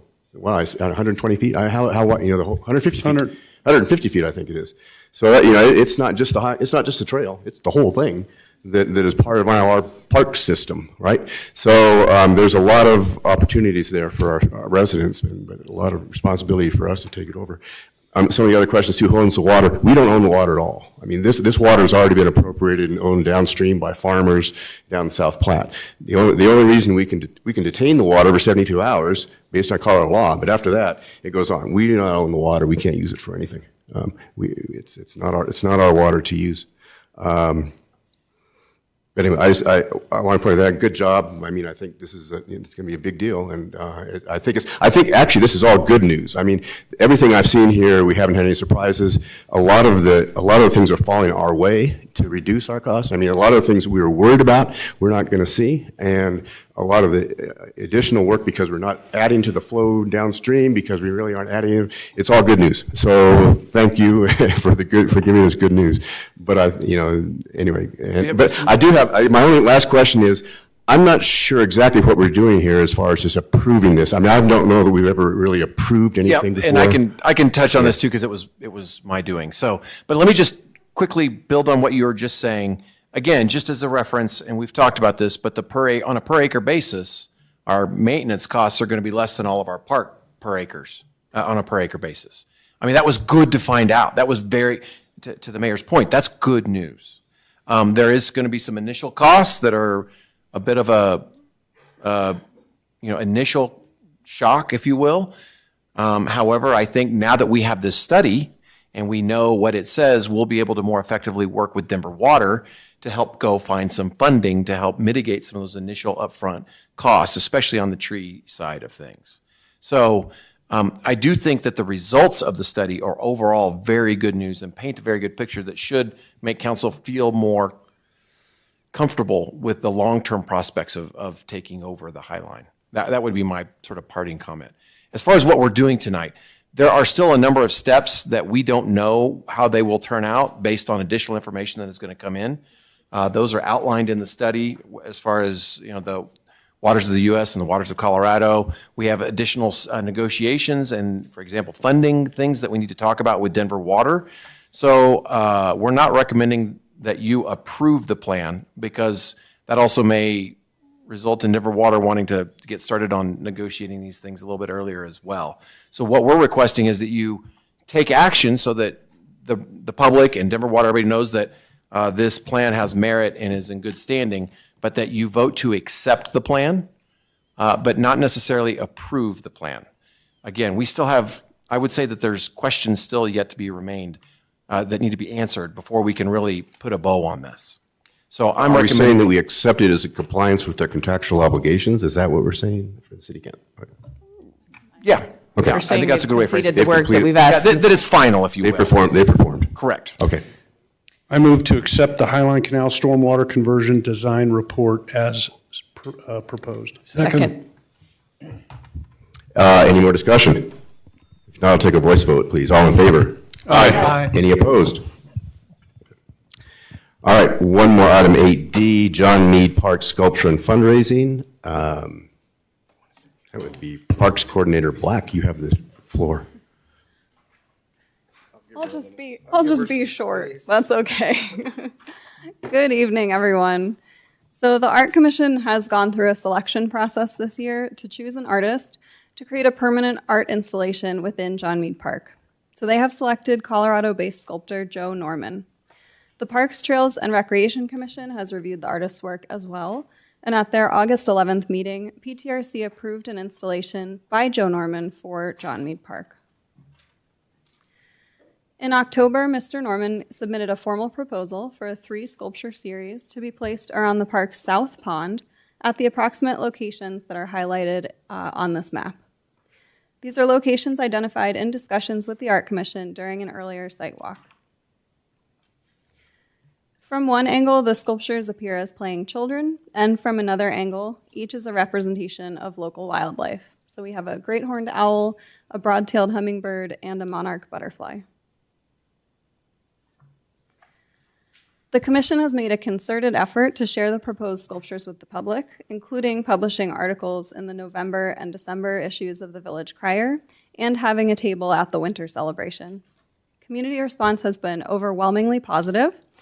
And aside from donations that Art Commission members and PTRC members have already made in support of the sculptures, we have about 25 other individuals who have already donated in support of this art. So the current budget is shown here. The cost of the sculptures in total is $120,000. About $14,000 is allocated from the proposed 2023 Art Commission budget. And then the remainder and the bulk of the cost will be paid for by fundraising. So when council packets were sent out, this was the chart in them. The commission had about $54,000 left to fundraise. I am thrilled to report that we got a phone call on Friday from an individual who wishes to donate for the cost of one of the sculptures. So a single donation of $40,000. So we are really grateful to this individual, obviously. Due to their extreme generosity, the commission is now very close to achieving their fundraising goals. So the request before council tonight is to approve the sculpture series in concept so that the commission can confidently move into their next and hopefully very short now phase of fundraising. So once fundraising is complete, a contract to purchase the sculptures will come before council for approval. So we have our Art Commission co-chair, Dave Schmidt, and Commissioner Chrissy Fedorowicz here to answer any questions that council has. And obviously staff is available as well. Thank you. Any questions for staff? Councilor Blum? There's scale models over there too, if anybody wants to see. Any questions for the staff? Just real quick, are is the install included in that 120,000? It is. Okay. Okay. No further questions. They're terrific. I love them. A question regarding the future.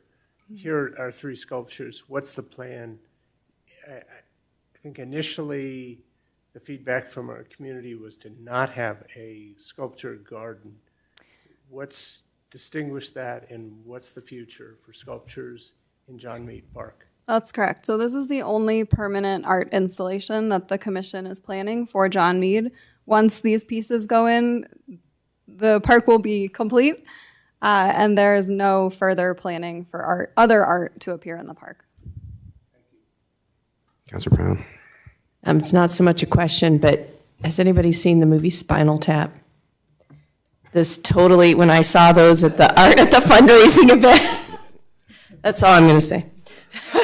Councilor Reel? Councilor Svabi? No question other than, again, saying thank you to all the donors and especially our big donor. So thank you. I think they're wonderful. I really appreciate the artist, and he's being a Colorado native. I really totally enjoyed meeting him, and he's a terrific guy. So they're beautiful. Thank you. Thanks to work for all the work you did and put in and found these things. I know the story about you driving in Golden and saw them and said, "Who did that?" Right? That was a terrific story. So thank you.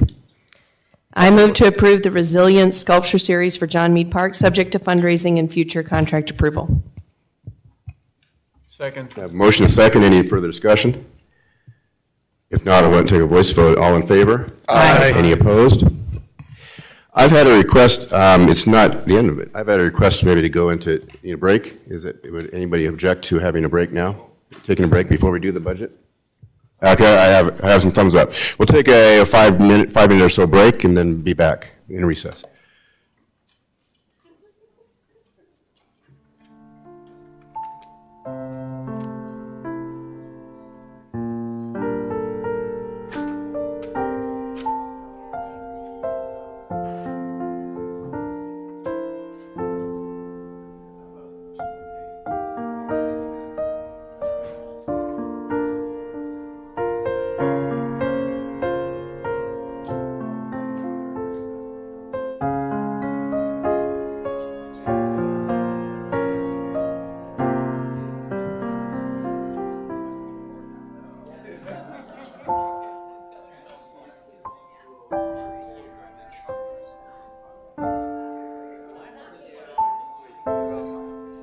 is, I'm trying not to eat anything too heavy beforehand.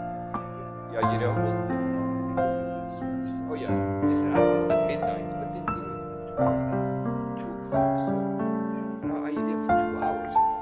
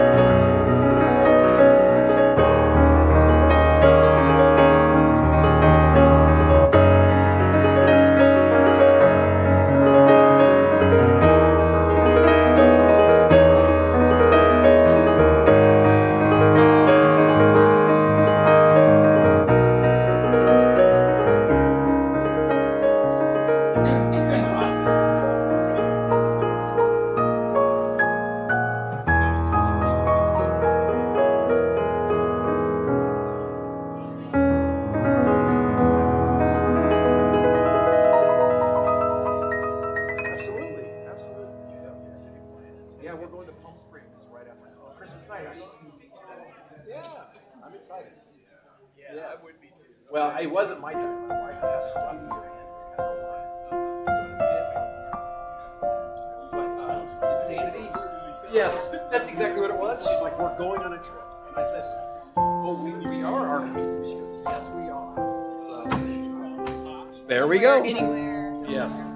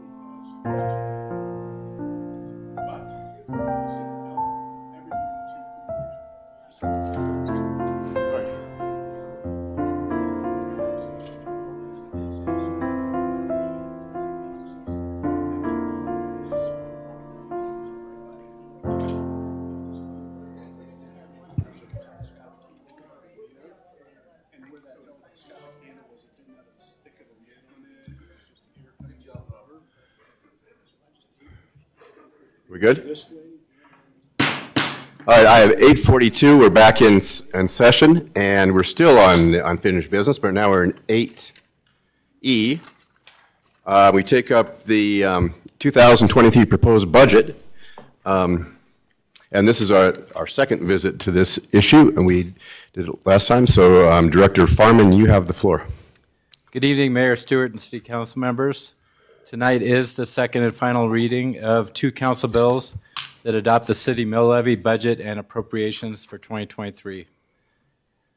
There are a few recommended changes to the budget since the first reading on November 15th.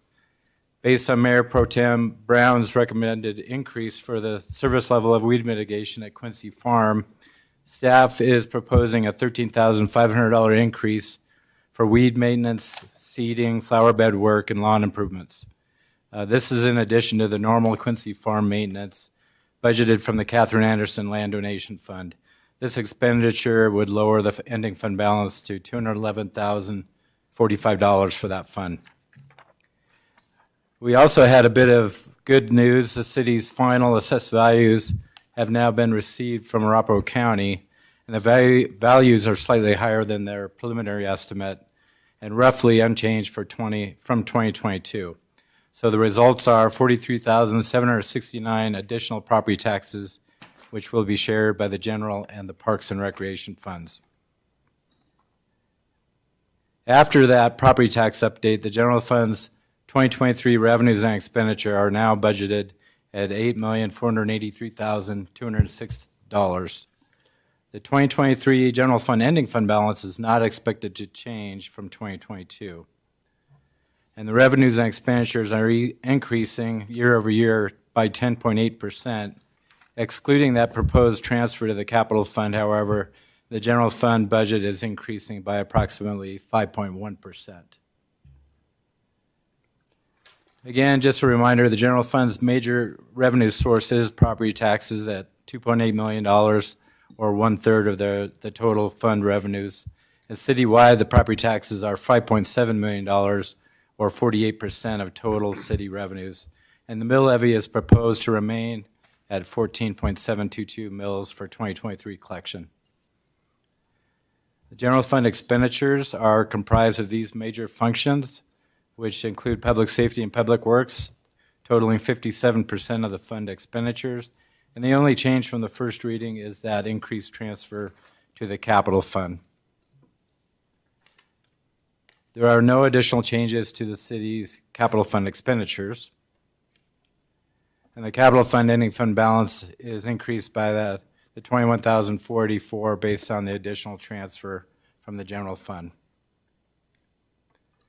In the Parks and Recreation Fund, based on the additional property taxes, that fund's ending fund balance will grow to $1.627870 million at the end of '23. And there are no recommended changes to the Conservation Trust or Arapahoe County Open Space Funds. And the Catherine Anderson Land Donation Fund, those expenditures do increase by the recommended $13,500 for weed mitigation. And last but not least, the American Rescue Plan Act proposed budget is unchanged for next year. And this concludes my presentation, and I thank you for your time tonight. Council is considering 2 ordinances related to the 2023 budget and mill levy. Thank you for the presentation. Thank you for the great work in pulling this all together. Councilor Blum, any questions? Doug, have we taken into consideration passing of the sales tax? Has that affected your numbers at all, or are these based on the original ones you and I met on back in October? Yeah, very good question. We're going to be hopefully addressing the sales tax issues a little bit more. We do have a plan to present with council a little bit later, but we would like to address any additional revenues and possible expenditures at council retreat because I think that'll work hand in hand with the capital fund, but I think council needs to see the full picture of what the plan looks like for sales tax collections. And we also have a plan to present you. I think it's January 17th with a little bit more details of what the sales tax election ballot results will result in as far as possible code changes and operational changes. So, Chris, do we have any timing on when that will be implemented? Do we know yet? Well, just to circle back real quick, I mean, I think the question of how did we make any changes to this budget as a result of 2A passing, we really wouldn't have had any way of knowing what changes to make. There would have been no basis for it, and it would have been, I hate to say it, but pure guessing. It would have been conjecture. So from that perspective, folks who were remitting before will probably still continue to remit. And I think once, if anything, I think having a year under our belt will give us far better information about how to budget for it in next year's budget. As far as the actual, the multitude of steps required to fully implement 2A, we have been meeting, there's a team of us that have been meeting. It's going to be a series of, there's going to be multiple code changes that we're going to have to make. We're going to have to add certain codes. We're going to take certain codes out. We're going to have to make investments in software, some of which we've already started making. We're going to have to create new tracking systems. We don't have a business license process. We have no way of contacting folks who remit right now, even if we wanted to. There's a whole series of things that we're going to have to do to fully implement 2A. We have been working on identifying what that path looks like to do all that work, and I believe Doug is going to bring back a more sort of a complete picture for you on January 17th. Okay, that's fine. My question really was, you did not adjust because of that, and I appreciate that. Doug, I want to say, since I was your liaison, I really enjoyed working with you. I think you did a great job putting this together this year. First time through. Thank you. Councilor Sheldon? 2 real quick questions. And I didn't really think to ask these during the first reading. There's nothing new about them, but the $203,000 earmarked for new fleet vehicles for the police department, do we have a revenue item for the resale of those? I mean, I assume we don't just give them away, do we? We don't have anything budgeted, but usually we will auction off any vehicles that we can that have some resale value. Do they get anything? I mean, I'm just curious. No. They got to be worth something. Normally, we upgrade our admin fleet vehicle before we trade any of those in. Then we trade the old admin So we've been stealing those vehicles to supplement the admin fleet, which we never have had. So we have one admin vehicle now. And then Public Works has taken some of those. And but when we do resell them, it's only a few $1,000, $5,000-6,000. Okay, and, well, that's going to make my second question look even more trivial, so I think I'm good. Thank you. Councilor Gallagher. Yeah, good work. Thank you very much. Councilor Brown. So I just want to make sure that I'm understanding. We are expecting approximately $1.7 million surplus this year, right? In the general fund, that's. And that is being transferred to the capital fund moving forward? Yes. Starting in next year's budget and, yeah, okay. It's planned in the Thank you. budget next year. Councilor Will. Excellent job. No questions. Councilor Safavi. Great job, no questions. All right, if there's no other questions, I think I can entertain a motion, right? We don't need a public hearing on this. Nope. I move to approve Council Bill 14, Series 2022, a bill for an ordinance adopting a budget and levying property taxes for the city of Cherry Hills Village, Colorado for fiscal year 2023 on second and final reading. Second. I have a motion and a second. Any further discussion? Hearing none. Laura, roll call, please. Councilor Safavi? Yes. Councilor Will? Yes. Councilor Brown? Yes. Councilor Gallagher? Yes. Councilor Sheldon? Yes. Councilor Blum? Yes. Okay, that's Council Bill 14. We also have Council Bill 15. First, would staff like to speak to that or anything about that one as well? This is 15. Same presentation. Same presentation. I move to approve Council Bill 15, Series 2022, a bill for an ordinance of the City of Cherry Hills Village, Colorado, authorizing appropriations for fiscal year 2023 on second and final reading. Second. Motion and a second. Any further discussion? Comments? Laura, roll call, please. Councilor Safavi? Yes. Councilor Will? Yes. Councilor Brown? Yes. Councilor Gallagher? Yes. Councilor Sheldon? Yes. Councilor Blum? Yes. Okay, that passes unanimously. We'll take up item 8F now, Council Bill 16, Series 2022, amending Section 16.4.230 of the Municipal Code concerning tree replacement. This is a second and final reading. And who's going to take this one? Is this Jay? That will be me, sir. Oh, Paul. Good evening, Mr. Mayor, members of council. By now, I'm sure you're tired of hearing my voice, so I will also try and get through this one relatively quick. Again, as referenced, this is an item to discuss Chapter 16 of the Municipal Code related to maximum tree size for replacement trees. As council will likely recall, at first reading, council voted to approve the proposed amendments as drafted. Additionally, council discussed the possibility of, quote, beefing up the requirements.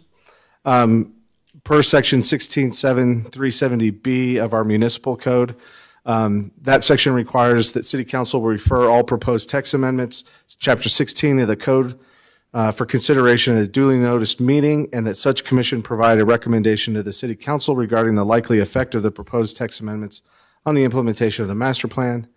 Based on this code language, no new language will be presented for council's consideration at this time. However, it is staff's intent to bring new language for consideration by the Planning Commission and council early in 2023.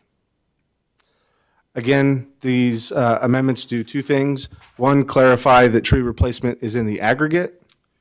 And the second is to remove the maximum caliper size for replacement trees, which is currently 2.5. The recommended motion is included in your packet, but I'm available for any questions. Any questions for staff? Councilor Blum, Councilor Sheldon, no? Councilor Gallagher, Councilor Brown? Councilor Wheel, maybe, yeah. Quick question, just so I'm clear. This is operative really only when you're seeking a permit to construct or expand or something like that, is that correct? That's correct. It's applicable in the scenarios where tree mitigation is required. Okay, thank you. I move to approve Council Bill 16, Series 2022, a bill for an ordinance amending Section 16-4-230 of the Cherry Hills Village Municipal Code concerning tree replacement requirements on second and final reading. Second. I have a motion and a second. Any further discussion? Hearing none, this will be a roll call too. Councilor Safavi? Yes. Councilor Will? Yes. Councilor Brown? Yes. Councilor Gallagher? Yes. Councilor Sheldon? Yes. Councilor Blum? Yes. All right, thank you, everyone. We finished unfinished business. There is no new business, so we will briefly recess the meeting of the Cherry Hills Village City Council. I have 8:55 in order to move into a meeting of the District Board for the Cherry Hills Village Charlou Park Third Filing General Improvement District. Call to order and roll call of members. Board Member Safavi? Here. Board Member Wheel? Happy to be here. Board Member Brown? Here. Chair Stewart? Here. Board Member Gallagher? Here. Board Member Sheldon? Here. Board Member Blum? Here. Okay, we have everyone here. I'll take up item 12A, which is consent agenda approval of minutes. I'll entertain a motion. Oh. I move to approve the minutes. November 15th of November 15th, 2022. I have a motion, a second. All in favor? Aye. Aye. Any opposed? That passes unanimously. Next, item 14, which is unfinished business. This is Resolution 4, Series 2022, adopting a budget for 2023. Director Farman, you have the floor. Great. Good evening, Chairman Stewart and board members. The board met on November 15th and held a public hearing on the 2023 proposed budget. And since that meeting, Arapahoe County has finalized the assessed values for the district, which resulted in just slightly less property taxes in 2023. So the 2023 proposed expenditures remain at a proposed $28,840 for debt service and administrative costs. That concludes my presentation, but I am available for any questions the board might have. Any questions? No questions?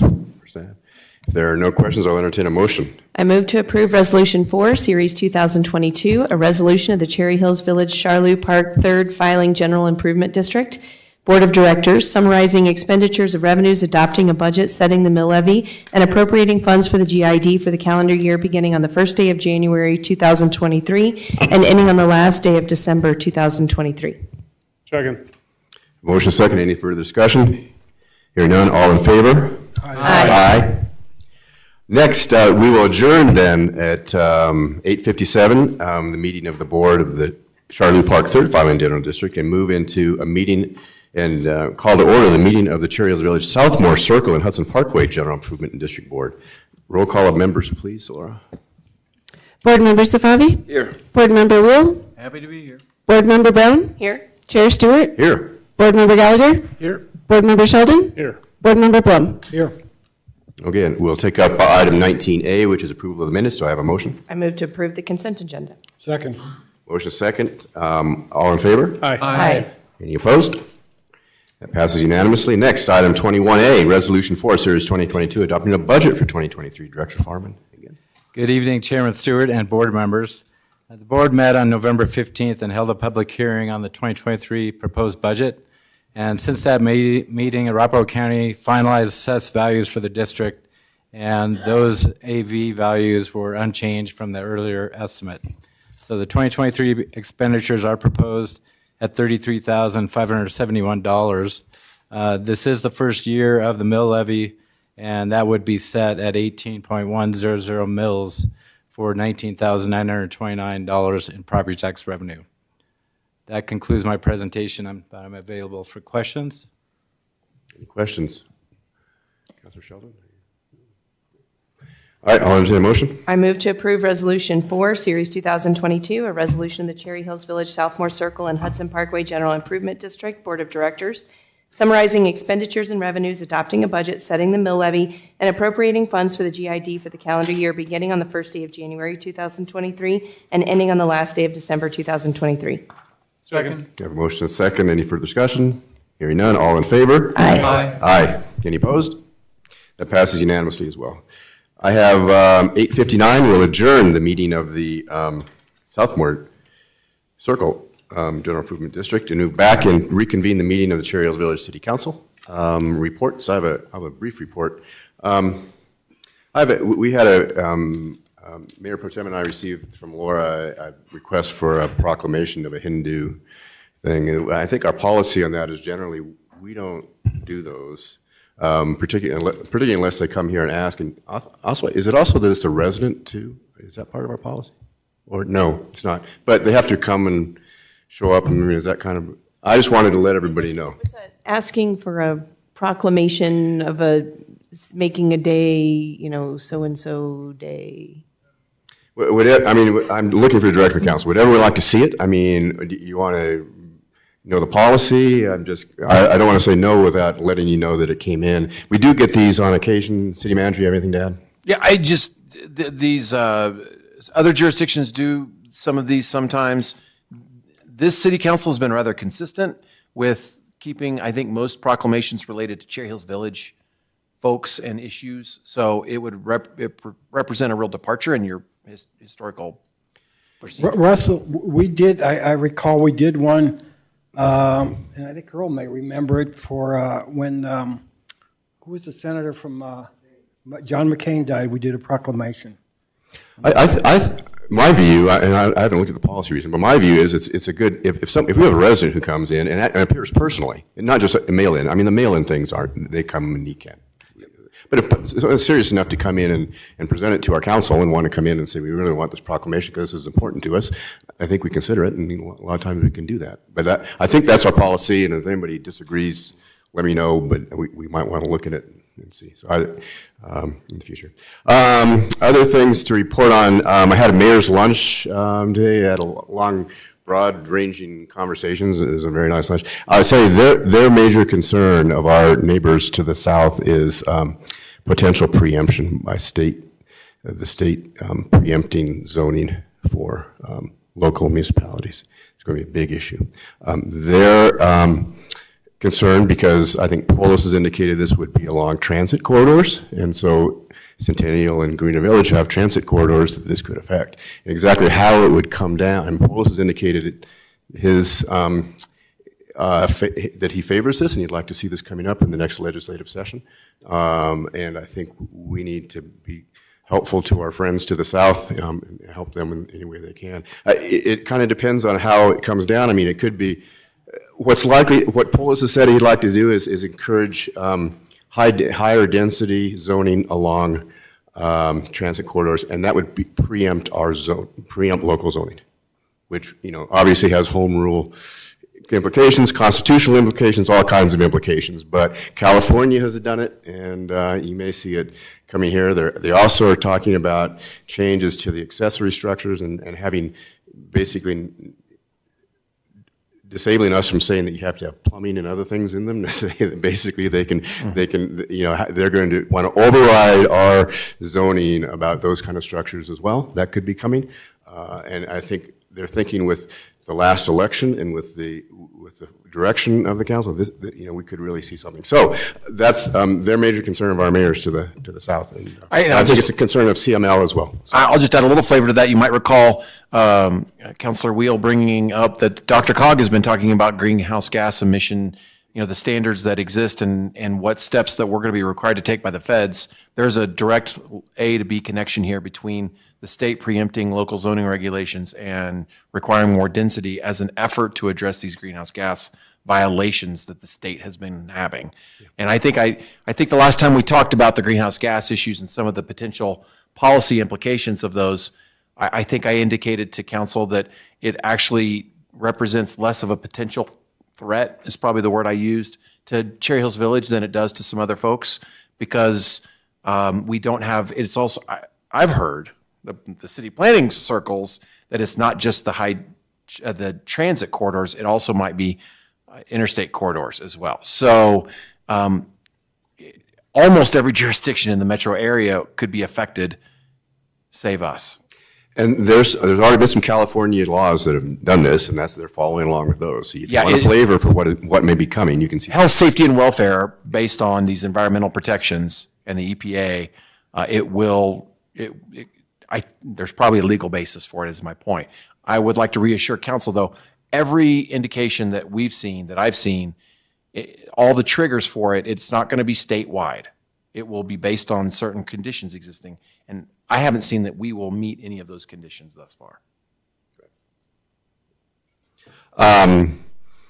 Also, I want to say, just give a shout out to, I just drove down Quincy and it looks wonderful. I mean, finally getting those poles off and getting everything undergrounded. I mean, it really, you think about saying, oh yeah, it'll look better. It really looks better. I mean, it's great. I mean, I couldn't be happier. I'm glad we accomplished that. That was really important. And I hope, maybe people will look at it and say, gee, now that, let's do the rest of Quincy and let's do more, because it really is, you don't realize how much of an eyesore a lot of those are until you get them out of the way. Finally, the Christmas holiday party, thank you for a terrific party. I thought that was excellent. Everybody had a great time. Santa was terrific. The lighting worked. I pushed down and the lights went on. It worked. The engineering was spectacular on that.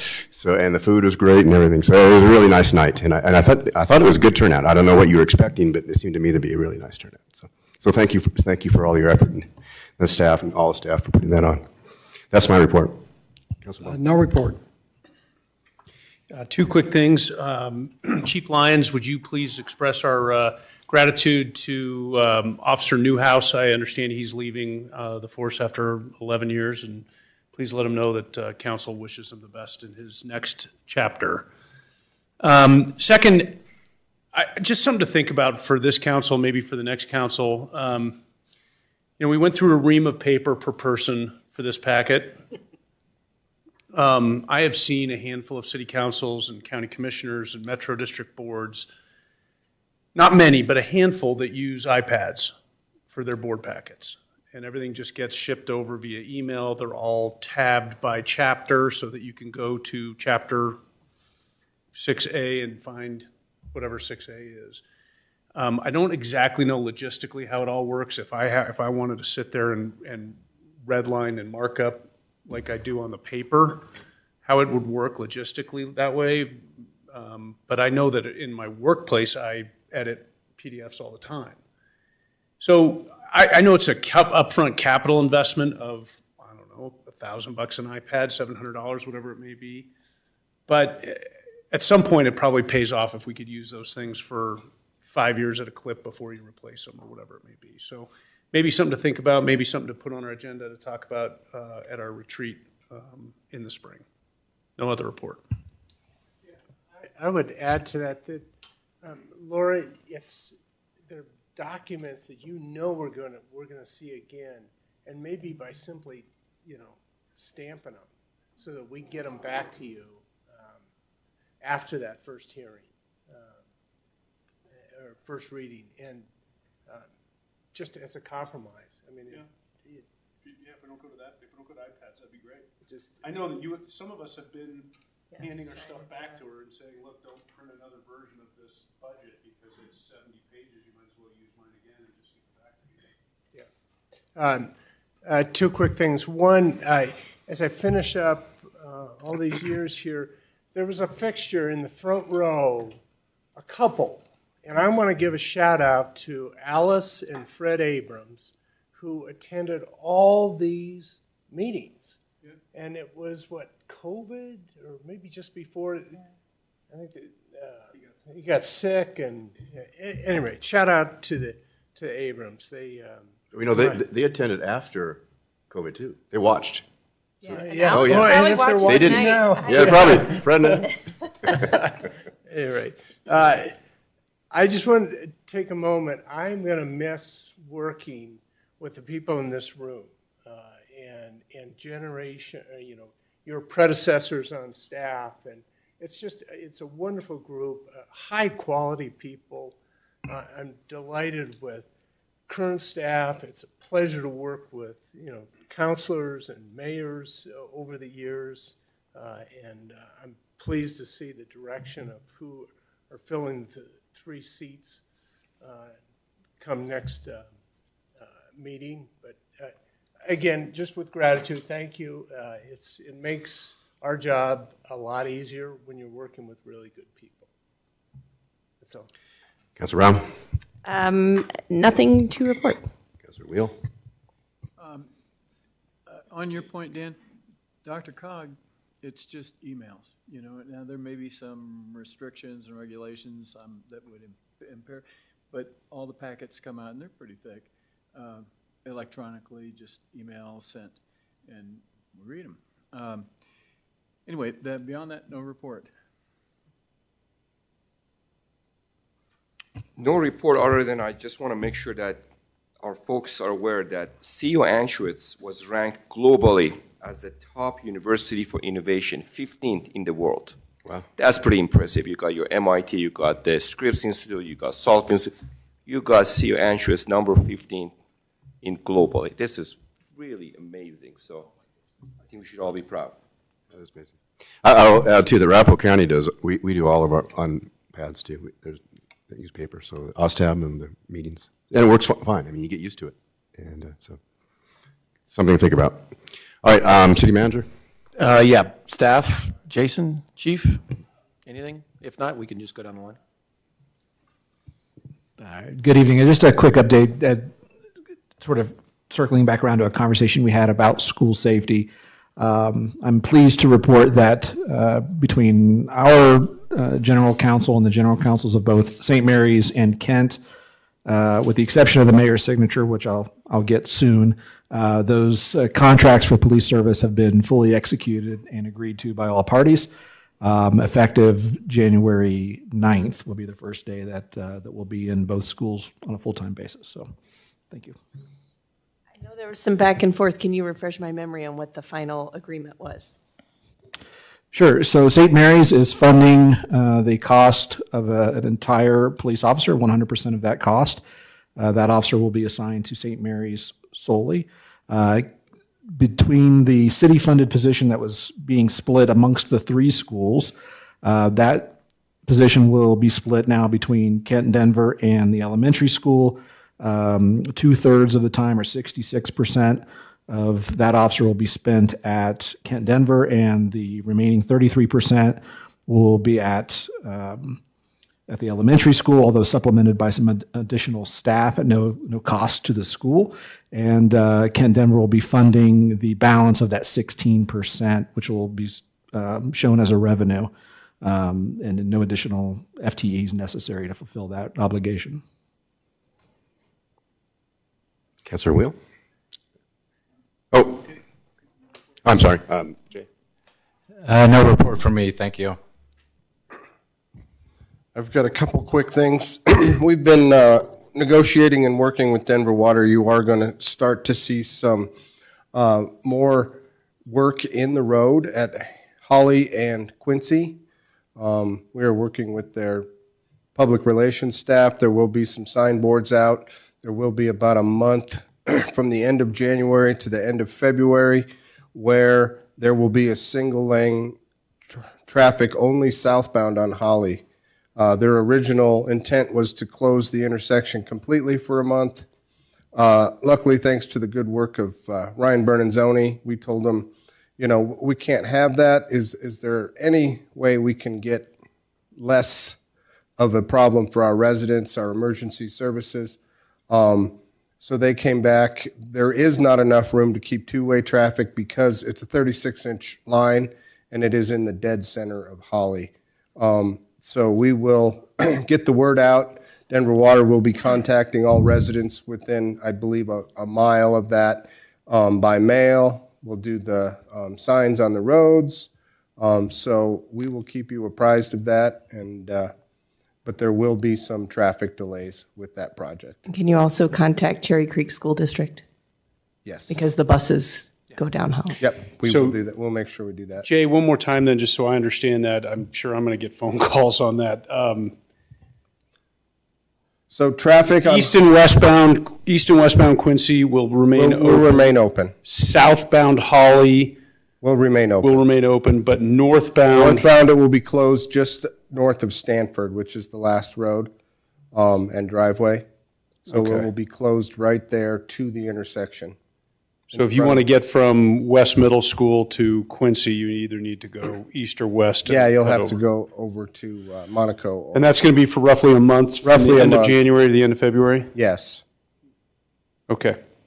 Thanks. So we will keep everybody apprised of that, and I appreciate the school district will make sure they get contacted too. Okay. We have received 4 proposals for the fiber cellular RFP. We have not had a chance to go through those yet, but Chris and Paul and I will take a look at those, and then work out a process on how we want to move forward with that, if we want to do interviews. I haven't even had a chance to really look at the RFPs yet, but we will get that process moving forward. If you should choose to put a council member on that selection process, I'd volunteer for that. Okay. That sounds great. Yeah. That's all I have. I just wanted to let council know that we are planning to apply for an Arapahoe County Open Space Joint Project Grant, partnering with the Highline Canal Conservancy and Greenwood Village, Littleton, and South Suburban Parks and Rec District. So we're hoping to put together a Highline Canal tree canopy enhancement plan for our section. As we alluded to during the stormwater presentation, we have a lot of cottonwoods that are starting to age out. We have these hazard trees that are going to need to be taken out. So we want to make sure as a collective that we have a plan for sort of the next generation of highline trees and what that can look like working together. So the turnaround time is very tight, so I wanted to let council know because I will be reaching out to the mayor for a letter of support. We're hoping to get it in front of OSTAB January, February timeline. Sure. So thank you. Just to add that real quick, part of that is a PR process because we know how sensitive these trees are. We want to have a plan together when, get it out in front of people on the High Line, on our website saying, here's what we're doing. We're not just, going down and cutting trees, but we have an actual plan together. Here's why certain trees are coming out, why we're leaving certain trees to try to start the next generation. And so it will also include that. So is this a planning grant, or is it going to be actual? The grant itself, we're hoping the grant itself can be for the planning, and then we have implementation money in our 2023 budget for new trees. So that would become our match money, and each of the other jurisdictions does as well. But it's the out of cycle, right? It's a joint project application. Right. Yeah. No, that'll be fine. Good. Just wanted to let council know that the charter amendment that passed in the recent election, we're updating our website with the municipal code, and we'll be doing the books as well. So that's in process. An update for council. Myself and Steve Thomas, our building official in South Metro Fire, met with Sanctuary Christian Fellowship last week. They have a desire to be a backup location and partner with a third-party provider for folks that need overnight help in times of cold weather or extreme wet weather. And so they indicated that maybe 7 to 10 days over the course of this winter. And we wanted to let council know that we had conversations with them if you hear anything. Sorry, Paul, which church? Sanctuary Christian Fellowship, right at it's at the southeast corner of Hamden and Clarkson. Where the Dragon's Den is. Oh, Dragon's Den.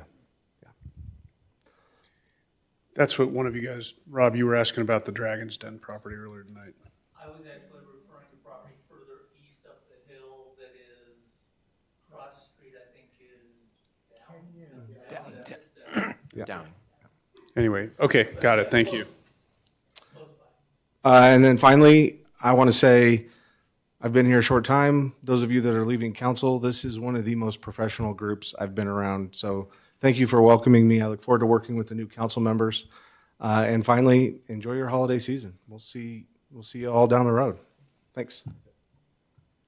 Just a couple of things real quick. We're just going to go ahead and put on a future discussion item with the new council, electronic packets. We would be very excited to move to the electronic packets, so we're just going to go ahead and add that to a future agenda. No need to tell us twice. I am, just a heads up to council, I am going to be out of town Thursday and Friday, and then again the week between the Christmas Day off and the New Year's Day off. So I'll be out of town then. And one last thing, it is the end of the year. I appreciate council's patience and your fortitude tonight. It was an extremely long agenda. But I want to point out what this agenda was. Every department that we had in the city had a significant milestone or accomplishment tonight that that puts this village in a better place. Every single one.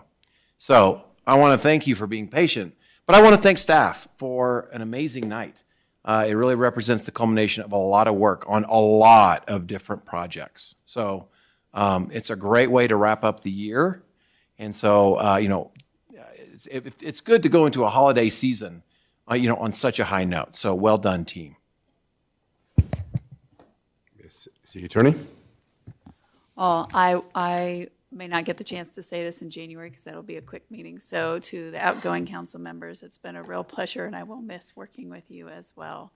I wish you all happy holidays, and no report. We do have an executive session. Can I read it? But before you all go, Happy New Year, Happy Hanukkah, Yeah. Merry Christmas, Happy New Year, Any other thing you celebrate? and anything else you celebrate. Just go out. I move that we move into executive session pursuant to CRS Section 24-6-4024F for the purpose of discussing personnel matters related to compensation of the city manager in relation to his performance, and upon conclusion, immediately adjourning. Second.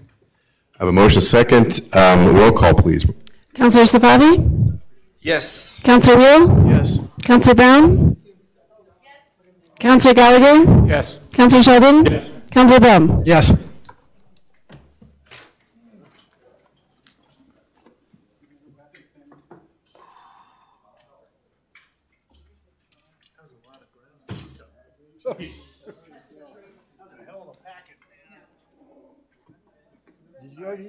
Al, this is all a result.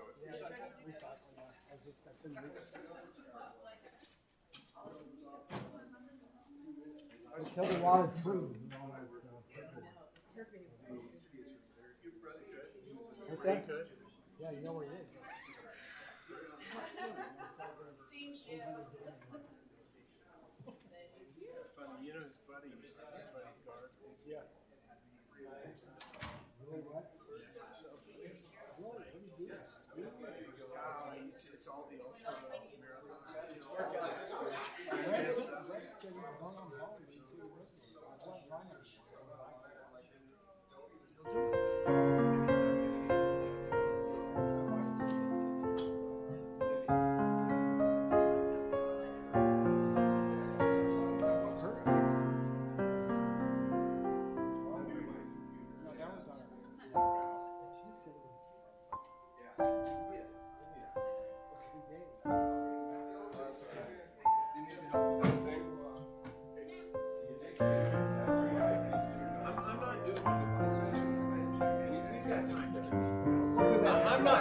I'm not getting into that. No, it's too early for that as far as I'm concerned. All right. You started to go down that road. I was like, no, I'm not going.